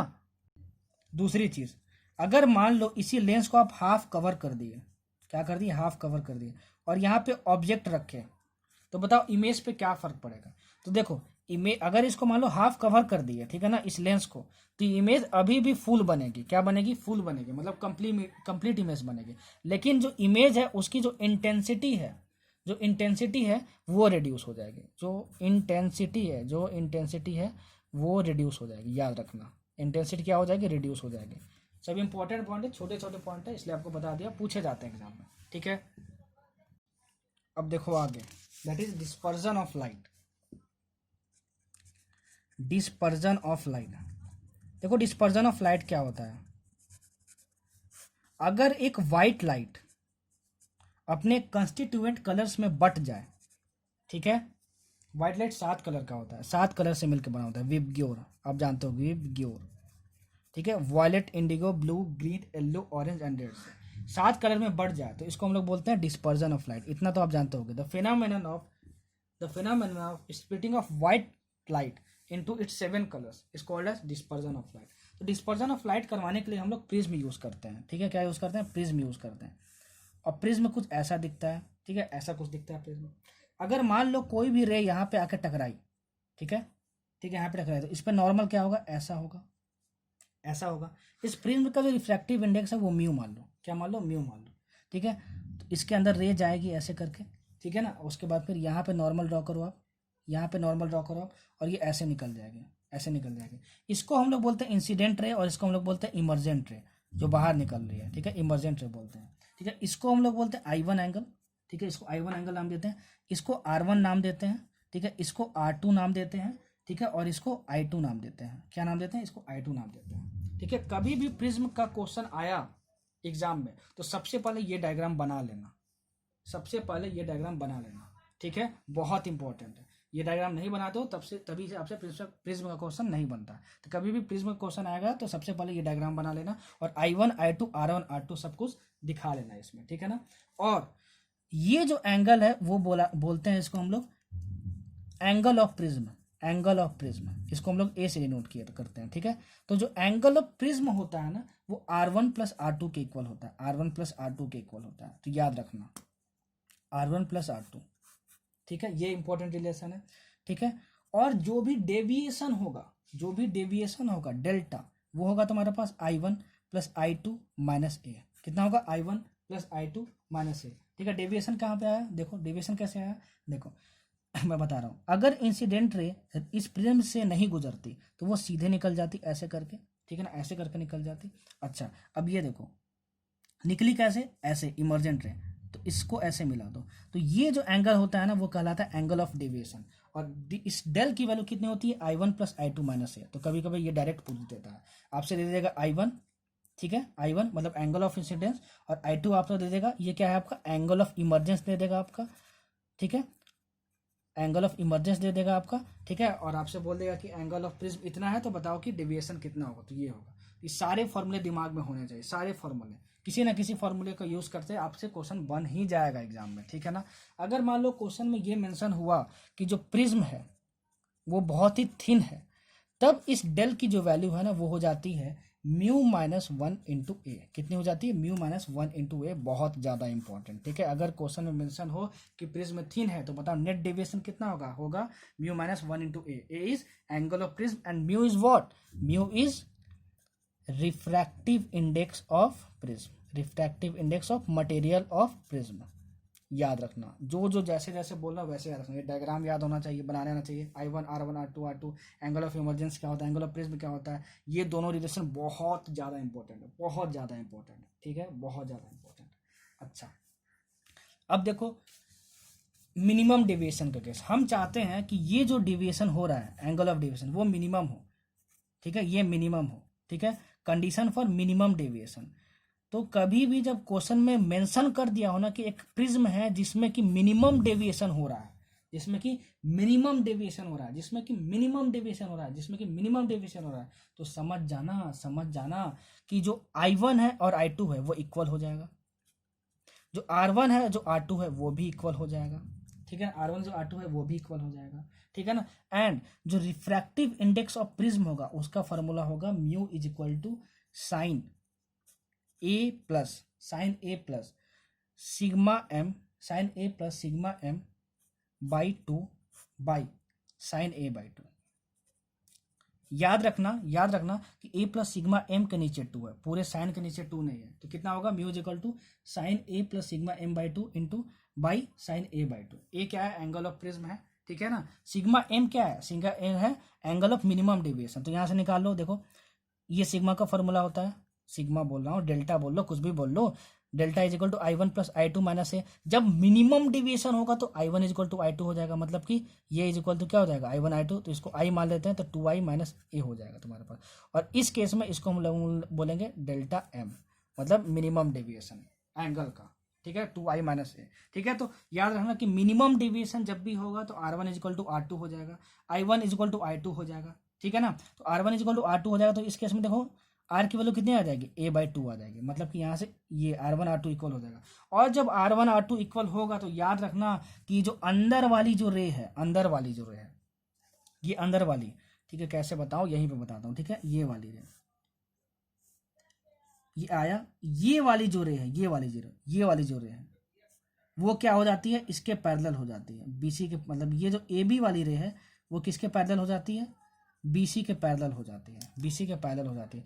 याद रखना कि कभी भी क्वेश्चन में अगर ये मेंशन कर दिया कि मिनिमम डेविएशन का केस है, मिनिमम डेविएशन वर्ड यूज कर दिया, तो म्यू का फॉर्मूला ये वाला जो है बहुत यूज होता है refractive index of material of prism निकालने के लिए, ठीक है। और उस केस में क्या होगा, मिनिमम डेविएशन केस में i1 i2 के इक्वल होगा, r1 r2 के इक्वल होगा, ये दोनों फॉर्मूला हमेशा अप्लीकेबल होंगे। एंड कभी मिनिमम डेविएशन क्वेश्चन में ना लिखे और इनडायरेक्टली मैनर में ये लिख दे कि जो अंदर में जो रे है प्रिज्म के वो पैरेलल हो जा रहा है बेस के, ठीक है, तब क्या होगा, तो समझ जाना कि अगर ये भी दिया हो कि पैरेलल हो जा रहा है बेस के अंदर वाली रे, तो वो सर ने बताया था कौन सा कंडीशन होता है, वो होता है मिनिमम डेविएशन का ही कंडीशन। तो समझ जाना कि अगर ये भी दिया हो कि अंदर जो रे है वो बेस के पैरेलल हो जाए तो वो कौन सा केस है, वो मिनिमम डेविएशन का केस है। तो यूज करने आपको आना चाहिए, ठीक है। Angle of deviation of angle of, देखो ये एंगल ऑफ इंसिडेंस था और आपका एंगल ऑफ डेविएशन ये था, जब इसके बीच में एक्सपेरिमेंटली एक ग्राफ ड्रॉ किया गया, एंगल ऑफ डेविएशन डेल और एंगल ऑफ इंसिडेंस आई के बीच में, तो हमको ग्राफ ऐसा कुछ मिला, देखो ऐसा कुछ मिला। ये ग्राफ बहुत इंपॉर्टेंट है, डायरेक्ट आपसे पूछता है कि बताओ डिस्पर्सन ऑफ लाइट में जब हम लोग प्रिज्म यूज करते हैं तो एंगल ऑफ डेविएशन और एंगल ऑफ इंसिडेंस के बीच में कैसा ग्राफ बनता है, तो ये ग्राफ ऐसा बनता है, ये ग्राफ ऐसा बनता है। तो इतनी चीजें याद रखना, भूलना नहीं भाई, बहुत इंपॉर्टेंट। अब देखो आगे देखो,